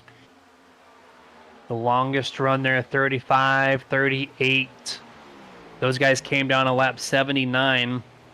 That's a 30 lap run, so they're one and done. The 28 has to come down one more time. Richie Coy, Adam Mountain, Brandon Gagnon, they have to come down one more time. So it's a 1 versus 2 stopper. And I think the 1 stop was the way to go here. So I don't think the 28's got it unless there's a caution. I would have to agree on that one there. I mean, this could be an excellent call from all the individuals that were elected to wait until that lap 80, 81 marker to come down, right? Well, 79 to 80 marker to come down to the service of their pit crew. 1 stop. I mean, they didn't fall back that much, Jeremy. I mean, you sit here and look at it. They're still sitting in, Nathan Campbell still in the top 5. Harold Watkins just outside in 7th. Alex Tilley still in the top 10 at 9th. Brock Potter still in the top 10. That might have been the way to go, Jeremy. I mean, if this thing goes green flag, and that's the only way this is going to pan out for these drivers, it has to go green flag all the way to the checkered for this to pan out. If that happens, drivers like Ryan Bean, Richie Coy, Adam Boughton, you're not going to see them in the top 10. They're going to have to cycle out. They really do. And it's going to be a shame if it does go green the whole time, because a lot of fast drivers all of a sudden are not going to be in that top 5 at the end of this thing. So they are basically banking on that caution. That's the only way they have a chance here for the next 25 laps of the VRTL Alliance 220. And we're going to thank our final sponsor on the run sheet here. We got two more, actually. I apologize. We got NJB Designs, one-stop shop for all your iRacing design needs. So if you're looking for a one-of-a-kind way to showcase your sponsors, then head yourself over to Instagram at NJB Designs with two S's at the end, and they'll hook you up with a fresh paint scheme on the iRacing platform today. Yeah, like I said, like you said, some of these drivers may be banking on that caution, Jeremy, and we've seen drivers pull this strategy out before. You know, one of them in particular is the man that's on your screen right now, James Catrone. How many times have we seen him stay out and bank on a caution to come out? And it does. You know, he's actually been on the good receiving end of that a number of times. Not always does it pan out for him, but it has worked. You know, these other drivers, that may be what they're hoping for, is that caution. Come back in, get fresh tires, and have a good shootout. Really helps that short run. You know, the drivers are usually pretty fast in the short run. Could be what they're banking on. But I can tell you a couple drivers that are not hoping for that. It's going to be the 45 of Nathan Campbell, who just passed Adam Boughton for P3 right now. He's on his way up, chasing it down. Jeremy, he's going to be making up some time, and Harold Watkins just cracked the top 5 as well. Yeah, they lost 2 seconds from one of the 45 and 23. Were nose to tail before the pit stops. They come out, and then the 45, Nathan Campbell, one-ups his teammate Watkins there. So third and fifth for them. Adam Boughton right in the middle of that. He has to come down pit road if it goes green. Alexander Hodge, I think he's on that one. Well, actually, I think he pitted a little too early, so 11 might have to come down one more time. The next person really in that list is sitting in ninth. That's the 17 of Alex Tilley. So he might move himself up basically in the podium spot, if not one away at the end of this thing, if he can hold on to his current track position. So we might be talking to a new face or a new voice here tonight. Yeah, it all depends on how the race is going to go, Jeremy. And that's a good thing about racing like this, especially when you get long green flag runs, like what we've seen tonight here from all the boys over here at the BestOne Cup Series with RSR, is strategy, pit strategy. You know, that's something that it's not always just about, you know, hitting the loud pedal, going fast, turn left, go straight, turn left, go straight, you know, rinse and repeat. You know, there's also pit strategy in there. These drivers are doing calculations in their head. They got programs running to help them do the calculations, you know, to make the best possible call. You know, they have to anticipate. Do I feel like a caution's going to come out? If so, that's going to adjust my pit strategy. Do I feel like it's not going to come out? Because guess what? That's going to change my pit strategy even more. So there's a lot going on that these drivers have to actually fluctuate, and they actually have to do those calculations, all while still driving and trying to maintain their pace and be competitive all at the same time. You just sounded like a non-oval racing fan right there. Straight left. All they do is they turn left. That's all they know. And it's super easy, right? Well, no, it's not. And you're seeing the best of the best make a pit call error who has to come down one more time. And here's actually your pass for second place. This is no contest. Richie Coy's on much older tires compared to Nathan Campbell as he makes quick work of the 19, moves himself into P2. And there you go. Ryan Bean coming back in. This is what we were talking about, Jeremy. He knows he's short. So that right there tells you it was roughly about, about 8 laps, 10 laps difference from when Ryan Bean pitted to when a lot of these other drivers pitted or so. So expect them to come in with roughly about 10 laps to go, Jeremy. You're probably going to see a slew of drivers come back in and get a splash and go. I don't expect tires. Oh, they're going to get tires. Jacks go up on there. So they're going to spend the time in there. He may fill it up there. Is it? Yeah, just right sides, though. So he's just getting the gas he needs. The right side tires, not a bad call, though, with the amount of time it's going to take to put fuel in it. Get the right side tires as well, because the time usually equalizes out.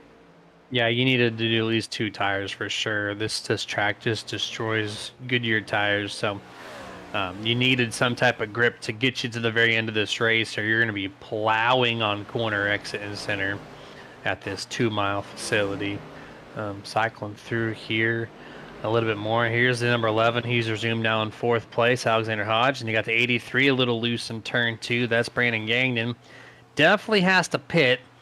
But his teammate right behind him, the 31 Jeff Chandler, pitted much later. he does not have to pit. So this 31 is in a great position to try to sneak in podium.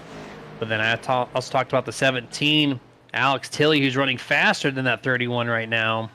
He might get there real quick and pass this 31 to put himself. I think this is the battle for third place, really, between the 17 and the 31. And I would have to agree. We know unless they are, I mean, I just mathematically, I don't see it adding up. We know that Richie Coy is going to have to pit. Alexander Hodge, Brandon Gagnon are going to have to pit. So we know Nathan Campbell, Harold Watkins should be good to go on that go-go juice. The next one up is going to be Jeff Chandler, who right now just passed his teammate Brandon Gagnon for 5th place. He should be good on gas, depending on how much he's burning. He should be good on gas to make it to the end. So I agree. I think this battle you're seeing right now between the 31 and the 17 is going to end up being your battle for the final podium position. And Jeremy, that 17 is coming in hard and hot right now, as he's right now trying to look to put his nose on the inside of the 31.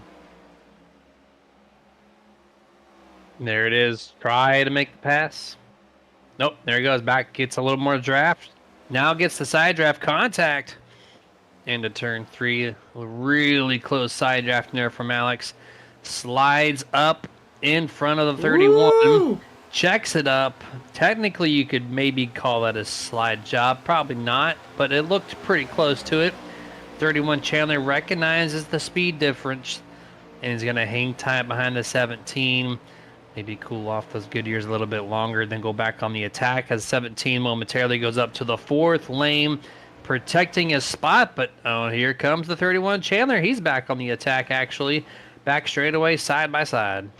Yeah, that 17 did a slide job all right. And by slide, he got loose out of turn 4 on the last lap. No. Oh, contact made between the two. A little bit of door scrub.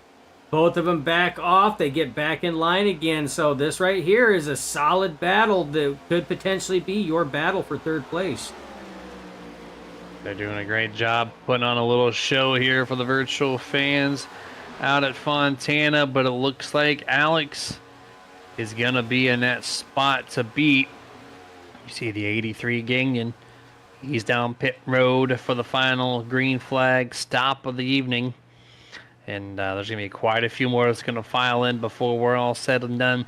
I wasn't sure about this 11 car. He came down a little bit later than the other guys did, but I don't think he's going to have the distance in this Ford Mustang. We'll find out in about 15 laps. But Dustin, that 31 is not relinquishing Alex Tilley just yet. He's looking at the inside one more time. Yeah, one more time, Adam Boughton entering pit road. So the individuals that we figured were going to have to come down pit road are already starting to do that. But this battle right here, 17 gets loose still, saves it though. What a save on that one there. That one, Jeremy, doesn't look like there was any contact. The 17 just got loose. Had that air packed into that left side door there, got loose, saved it, got loose again, saved it one last time. That was a good bit of driving right there by the 17 to keep that thing going straight. Yeah, excellent job there. And one car coming down, one car coming up a little bit from my angle. And yeah, great job to not spin it out, but now that's going to shift the 17 back another spot here behind, or almost behind the 51, but here we are. Watch the seams. Those tell the real story here. That little forward fast motion. And the 31 rather, he's in the middle of the seam, the second one. He drives just below it. And then his car slides up a whole lane, but the 17 came down about a half a lane. So you just kind of met at the wrong place, wrong time there. And hell of a job by Alex to maintain grip and keep it going straight. Yeah, that was a good bit of driving. Actually, by both drivers, because that was a little bit more of a contact on the right side door panel of Jeff Chandler than what the camera angle actually showed. So that was a good bit of driving. Right now, Chandler on the attack for the 11 there. He's not waiting, Jeremy. He's looking to go. Alexander Hodge has been running a solid race right now and is under attack. You see Hodge in the 3rd lane, Chandler in that 1st lane down below. And it looks like Chandler is going to be able to complete that pass. Slide job up in front. Clean slide job there. Chandler up to P3. Kane Lee is holding some strong speed right now. Don't count this guy out. He was a little bit further back between him and the 31 of Chandler, but Kane Lee has found himself here in a little 3-car race with the 11 of Alexander Hodge, who I still don't know if he can make the end of tonight's race without another pit stop, as he does slide up into the wall there a little bit on exit of turn 2. Kane's going to keep it single file this time to turn 3 as they approach lap 100. So they're going to get to 11 laps to go this time. Yeah, Kane Lee's been coming on strong here later in this run. You know, it's going to be interesting to see. Like you said, it's math calculations. It's going to be close for the 11 whether or not he's going to be able to make it, Jeremy. We don't know yet. He's one of those wild cards that we don't know. It could go either way. He could make it, could have just enough to make it, or he could just be a little short. A lot of the drivers have already cycled out of the top 10 that we figured and we knew we're going to have to pit. Ryan Bean, Richie Coy, Brendan Gagnon already out. Adam Boughton already out of the top 10. Had to come in to top off for fuel on that there. That's leaving Nathan Campbell, Harold Watkins up at the top right now. And you see, as it sits right now, Richie Coy is 1 lap down, trying to fight the hard way to get his lap back right now as he's looking to the inside of the 45. I don't see the 45 putting up a big fight on this one. It's not going to be worth it in the end. Yeah, there's no contest right here. 45 going to try to maximize draft, that is. But I saw the 17er, Alex Tilley. He was fighting with the 51 for position, and he wall glued a couple laps ago in turn number 1. So he did drop back well behind the 51 and the other guys in front of him. You see the gap there on your screen as he's going through 3 and 4 this time. It looks like there it is. Number 11, Alexander Hodge cannot make the distance. He's going to find his virtual crew. Barely gets down to speed. A little bit of tire lockup just before the yellow line that crosses pit road. So that'll move Jeff definitely into 3rd. Kayleen 4th. Zach Wilson 5th. Alex Tilley 6th. That is your top 6 at the moment. And the battle, 31.91. We got 8.5 laps to go. This is your podium position. Yeah, this is the battle on the track right now. The distance that you have between 1st and 2nd, there's no contest on that one there. This is going to be the closest battle. And right now, Jeff Chandler holds that 3rd and final podium position for the chance to come up and chat with us nerds. And right now, Kane Lee trying to chase him down. A little over a 2-second gap, 2.1 seconds separates your first place runner of Nathan Campbell and your second place driver of Harold Watkins. But this is the battle right now. You see off at turn 2, he draws him in a little bit. It looks like Jeff Chandler gets through 3 and 4 just a tick better, though. That's where Chandler kind of maintains. But I've proven wrong, though, on that entry, though. Kane Lee is chasing down the 31 of Chandler at this point in time, Jeremy. So this could heat up to be a very good battle for that final podium position. This is going to get good here. Kane battling for, I think, his first podium in 2024. Jeff Chandler's been here once before. We'll see who can transfer in. Top 2 basically locked in unless there's a caution. Not too worried about them. But, yeah, Kane's still progressing. We're under 4/10. He's definitely got the draft. And let's see if he can get clean air on his nose by scooting up a lane higher than the 31. Nope, he's going to drive it a lane below the 31 as Jeff still trying to commit to the upper half of the track. Yeah, and we've said this time and time again, Jeremy, it's one thing to chase a driver down. It's a completely different thing to pass that driver once you chase them down. So just because Kane Lee is reeling in the 31 of Jeff Chandler, that doesn't mean it's over. I mean, these drivers are going to duke it out all the way to the end, especially for that final podium position there. But this is going to be probably one of your most pivotal positions right now. The only other one that'll be close is going to be those 2 drivers right behind him. That's Zach Wilson and Alex Tilley. Tilley rebounding from that wall glue. That is your battle for 5th place. So that is the final top 5 position right there, which that's an ever important stat. Top 5s, top 10s, podiums, wins. Those are the key stats. So that's going to be a big time battle there coming up here as well, as it looks like Kane Lee has caught the 31 of Jeff Chandler. 2/10 that last time by. 5 laps to go. You can count the laps on a single hand. unless your hand is not normal, that is. And you see it, two cars and two cars all on your single screen right now down the back straightaway. Roughly same distance between each pack. My thing is, I think Tilly can get the 51 of Wilson. He's been much faster. The battle is the 91 and the 31. I think that's going to be a much closer contest here when we get to the white flag. We'll see, though, if Alex can make that pass happen. But Burger King car looking much lower than Jeff Chandler this time, who goes really up the track. They're going to get side by side here. Jeff, I think, just washed up a little too much, but still able to get the drive off the corner.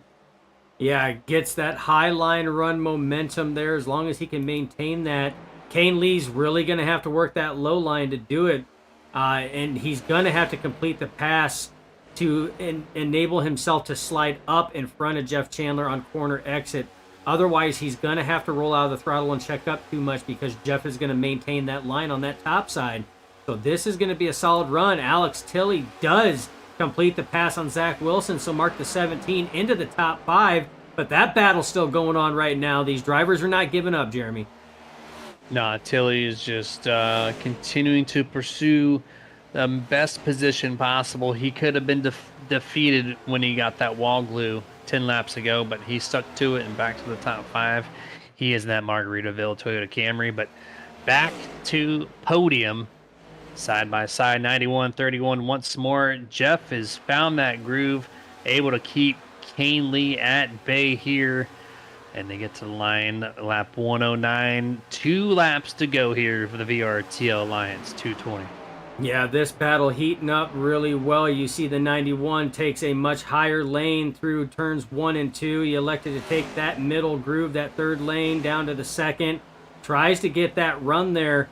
The killer, though, is that turn 3 and 4. The 91 dives it down low to try to get that run. There you see he's going down low, going down to that first groove to try to get that run. But that high side momentum as we get the 1 to go presented by Elevated Esports Racing.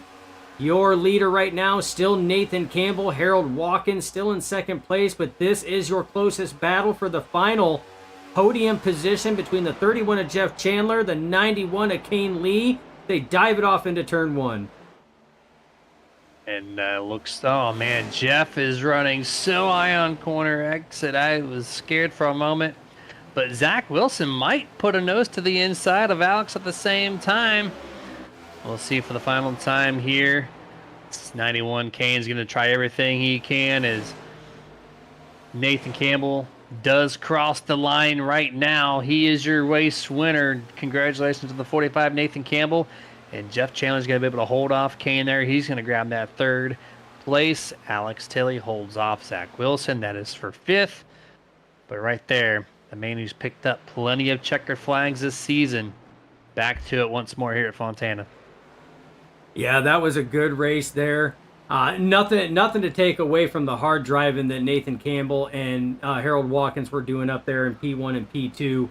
But they weren't even in the same zip code at that point in time. So the closest battles were for that podium position and that 5th place battle. Those 4 drivers were putting on a hell of a show there, and all 4 of them were giving it everything they could to try to maintain those ever so important positions for P3 and P5.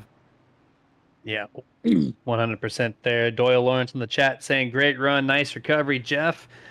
As he did it, he finally put himself back into podium position.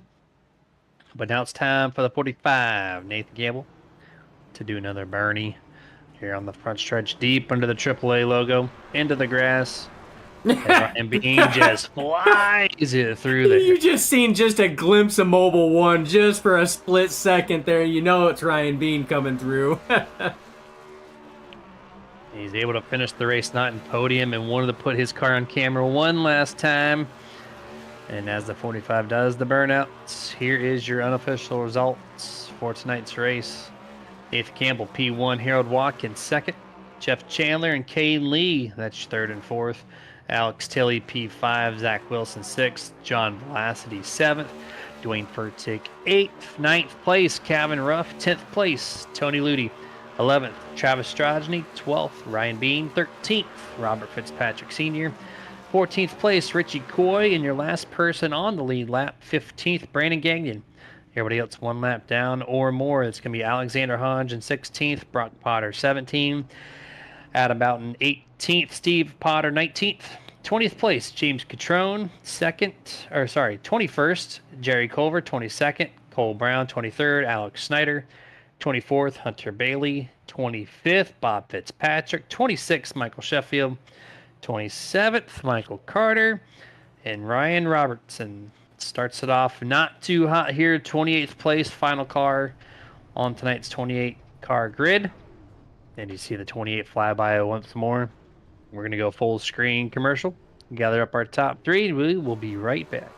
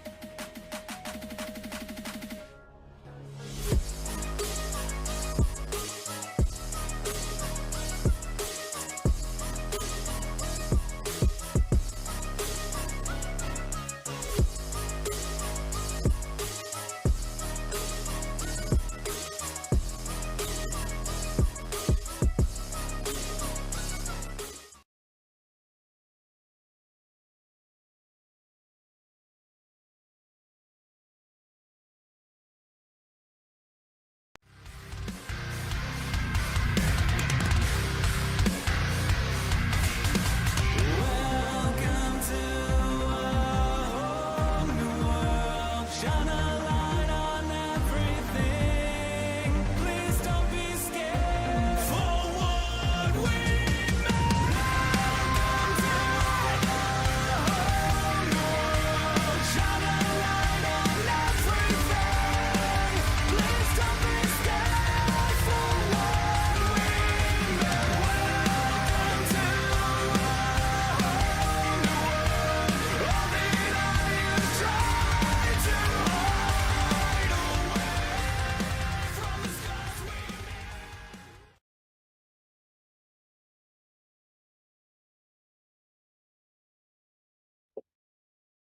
And back for the Martin Sports post race show here on Nerd TV for the RSR Next Gen Cup Series. And it looks like we got our third place finisher, number 31, Jeff Chandler. Welcome back to the podium, man.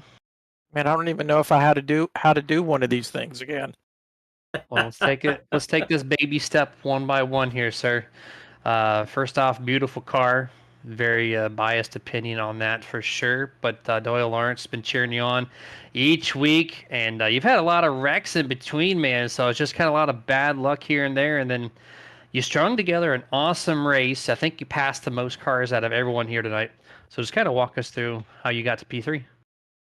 Well, I wish I had some explanation for it, but after I got that EOL, when I got into that one of the other drivers, I thought I was doomed. But I think the strategy just worked out good. I went into the pits, filled up. We had another caution. I went in. A lot of people stayed out, and I think that just worked in my favor for sure. Yeah, and then it looked like the seams were kind of playing with you tonight there. That bottom seam, you hit the 14. That was the first car you had the contact with that brought up the caution, which sent you to the back. Your car just like shot up 2 lanes and hit him, and then so that looked like it was just a track fault there.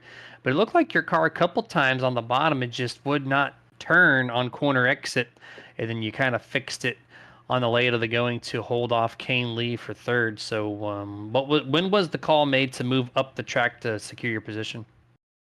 When I couldn't run on the bottom. I mean, I was just struggling down there, That's fair. and yeah, I tried to, find a good, entry point and a good where I could pick up the throttle aggressively because that's what everybody was doing. But, and then you get somebody on the outside and they're running you close, which is what they're supposed to do. And you know how that happens. It just pulls the cars together and you make contact. And I just was trying to avoid that. So I said, I'm just going to run the top. And it just worked out. Yeah, definitely kept the 91 at bay, and it brought you the P3 there for sure.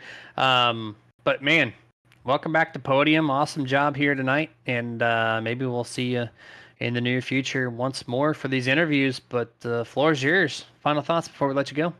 Well, definitely want to thank my Nerditude team and brothers. I appreciate all of y'all and the teammates. I mean, we're just having a blast. I mean, we kind of reopened this week, and I think it was a really good race, and it was a really good atmosphere. And of course, I got to thank Doyle Lawrence. He's a heck of a painter, but a heck of a friend too, and I'm proud to run his paints. Heck of an in-race reporter as well, because he gives us all the deets what's going on. I mean, he's on it, isn't he? I love He going is. back. I love going back and reading what he says and everything. I appreciate that guy so much. He has no idea. Well, there you go, man. It's always good to have a partner in the corner there watching the races while you're performing like that. So congratulations once more, and we'll catch you next week, guy. All right, man. Go Notertudes. There we go. Thank you, sir. You bet. Noter turd tudes. That's a new one, Dustin. Well, you got But we're gonna bring in second you place got to here. give him a little bit of time, What? man. You got to give him a little bit of time. He been a little while since he's been up here. You know, he's had a solid run now, and hopefully this is not the last that we get to talk to him because the guy can drive. He can drive. So I'm glad to see him actually get away from the bad luck and actually have a little bit of good luck on his side for a race. So I'm happy. Yeah, I'll take that for sure. 23 Harold Watkins now in the booth here. P2 tonight for this guy in the Callaway Camry. Harold, nice job tonight. Thank you, guys. Appreciate it. Yes, sir. Usually teammates work together, and the top two teams overall, being Nerd Esports and you guys at South Motorsports, you had one car that kind of stepped away from the strategy. In this case, Ryan Bean to go for the two-stopper, you and Nathan doing the one-stopper. What was the call there to stay out to try to do the one-stop strategy? I mean, we were kind of just doing the math, thinking, well, if we can save enough, it's a one-stopper. It was kind of right on the edge there. Brock stayed out with Bean. We kind of just split 2 and 2 as a team. Generally, me and Nate are on the wrong side of strategy. Usually it's Bean coming out on top of that, but I mean, it stayed green and it worked out for us, thankfully. Yeah, it definitely did. That two-stop it fell back so far.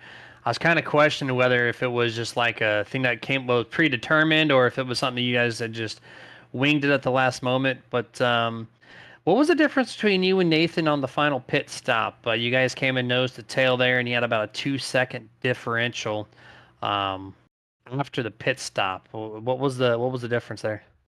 Yeah, I mean, that's where he gets me almost every week. Him and Bean. I feel like on the actual track, I'm right there with him, and we go into green flag pit stops, and I think I'm just a little too cautious getting in. I've made a couple mistakes in the past that are always in the back of my mind, so I try to just make sure I'm clean in and clean off, and um, they have no fear. I mean,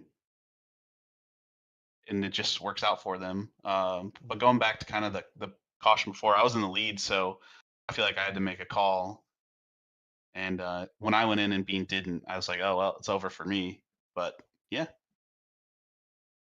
Well, it still played out for you there, and it's very easy to be cautious with these Gen 7 cars. Just a little bit extra brake applied or something of that nature, or a little bump hit, and it could wreck your whole night. So you trying to pick up a little more checker flags here, very easy to be cautious. But congratulations, man. Strong run there. Second place tonight. The floor is yours. Final thoughts before we let you go. yeah. I mean, just shout out to our team. We didn't really do any practice, so we worked really hard this right in the session before, trying to figure it out and racing hard and doing crazy stuff. And so thank you to them for doing that with us. Thanks to Chef and Ludi for keeping this thing going. Thanks to you guys up in the booth every week. And thanks to the new guys for coming out. It was really nice to see a big field after everything that happened. And overall, it was actually a really good race. So can't complain. Fantastic track here. Sad to see this be not existent anymore, but thanks for keeping us this racetrack alive for one more time, and great performance out there once more. We'll catch you next week. Yeah, thank you. We can go here anytime, personally. So Absolutely. I love calling this track, man, for sure. have a good night, guys. You too. You too. That was Harold Watkins, driver the number 23, and now this man been very familiar with P1 here in Victory Lane, Nathan Campbell. Congratulations once again. Hey, thanks, guys. Yes, sir.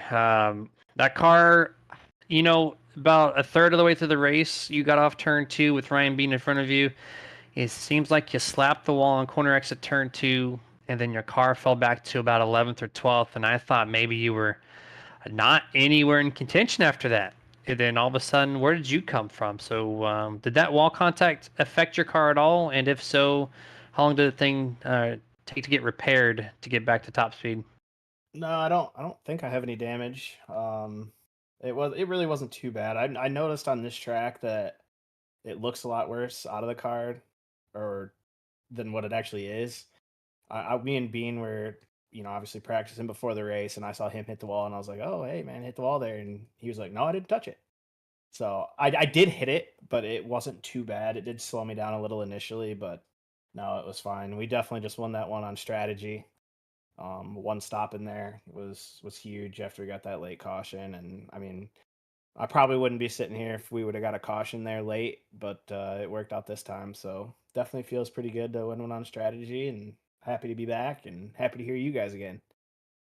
Yeah, a couple weeks off, and glad to be able to call these things again on Tuesdays. And yeah, the late call, you and the 23 made that Yep. one stop work. How close was the fuel mileage there? Right now I've got a lap and a half left. So That it was wasn't too after bad. the 5 minutes of burnouts there. Yeah. Oh, true. Good point. Yep. See, you made it happen for sure. And of course, Ryan Bean had to go there and spoil your burnout there and fly by a couple times. Oh no, I saw that. If he's listening to this, I just want to let him know I'm the best driver on our team, and I'm way better than him. Shots fired. I love it. Let's go. Coming after him the rest of the season. I'm frustrated that he's got more wins than me, so hopefully we can continue to duke it out the rest of the year here. Well, keep that up, and you'll be getting there and light a fire under his butt, man. You're basically equal with him at this point, and I know he's not here to talk to us tonight, but it looks like the for sale sign's off his car, so it looks like he might be in contention the rest of the season, huh? Yeah, so far looking pretty good. So I think his schedule's working out a little bit better than he thought initially. So All should be right. good to Well, go. very cool, man. Well, congratulations once more on yet another W here for the RSR Next Gen Cup Series. Final thoughts before we let you go. Just thank you guys for broadcasting like usual. Thanks to my job, Super ATV, and as usual, hit me up if you guys need any side by side or ATV parts. There you go. That's Nathan Campbell in the 45. Congratulations, and we'll catch you next week. Thanks, guys. See ya. Yeah, man. And there it is, Dustin. Shots fired. He's calling it. He's pointing the bat toward left field. He's going to beat this 28 this season. What do you think about that? Oh yeah, shots definitely fired, big time. He's the best driver on the team. I love it though. I love team camaraderie like that. You have fun with it, and that's what makes it fun. That's why we get on here and do that. I mean, winning races is nice, getting podiums is nice, top fives, top tens. But it's the whole thing about getting on here and hanging out with other like-minded individuals that enjoy doing the same thing you do, having fun, shooting the shit, laughing, joking around. That's what it's about. So I love actually seeing that they do that, and what a way to come back after a 2-week break there. I touched base on it during the race. That we've been off for 2 weeks, but we're back in full force again.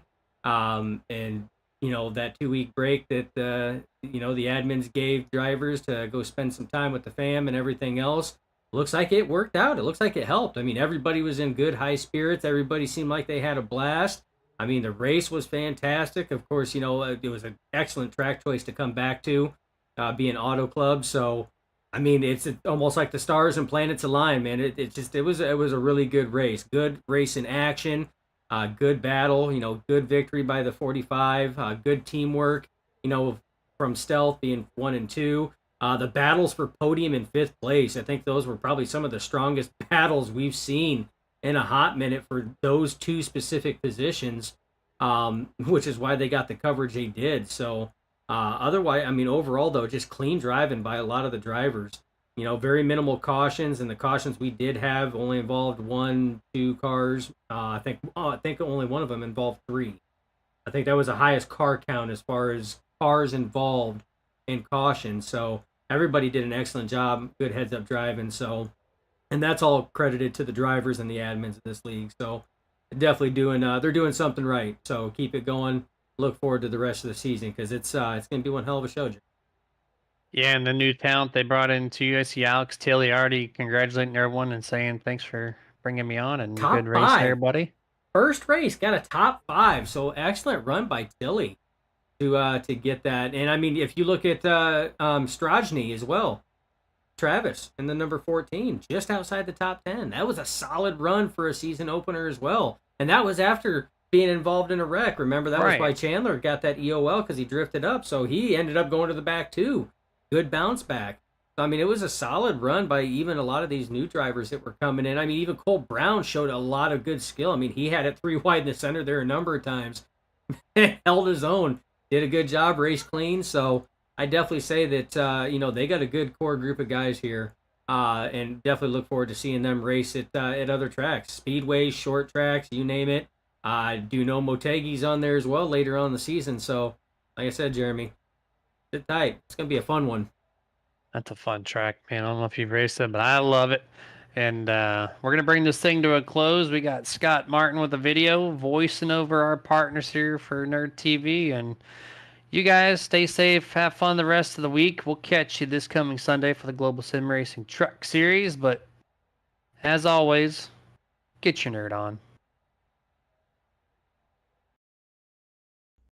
This presentation is brought to you in part by Martin Sports. Get the apparel, look stylish, be badass with apparel from Martin Sports. martinsports.gg. iRacing iFlag. Must-have flag marshaling system for any aspiring sim racer. Get yours today at iracingiflag.com. Boomer button boxes.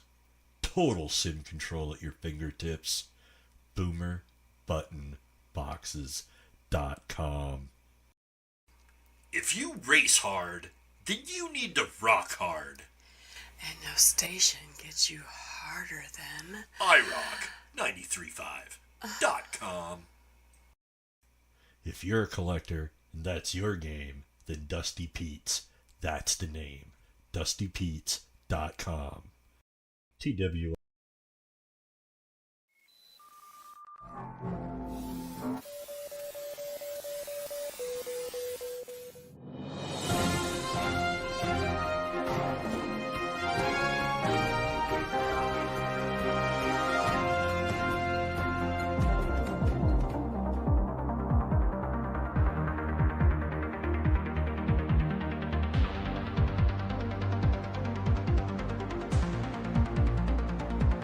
Back when nothing truly mattered.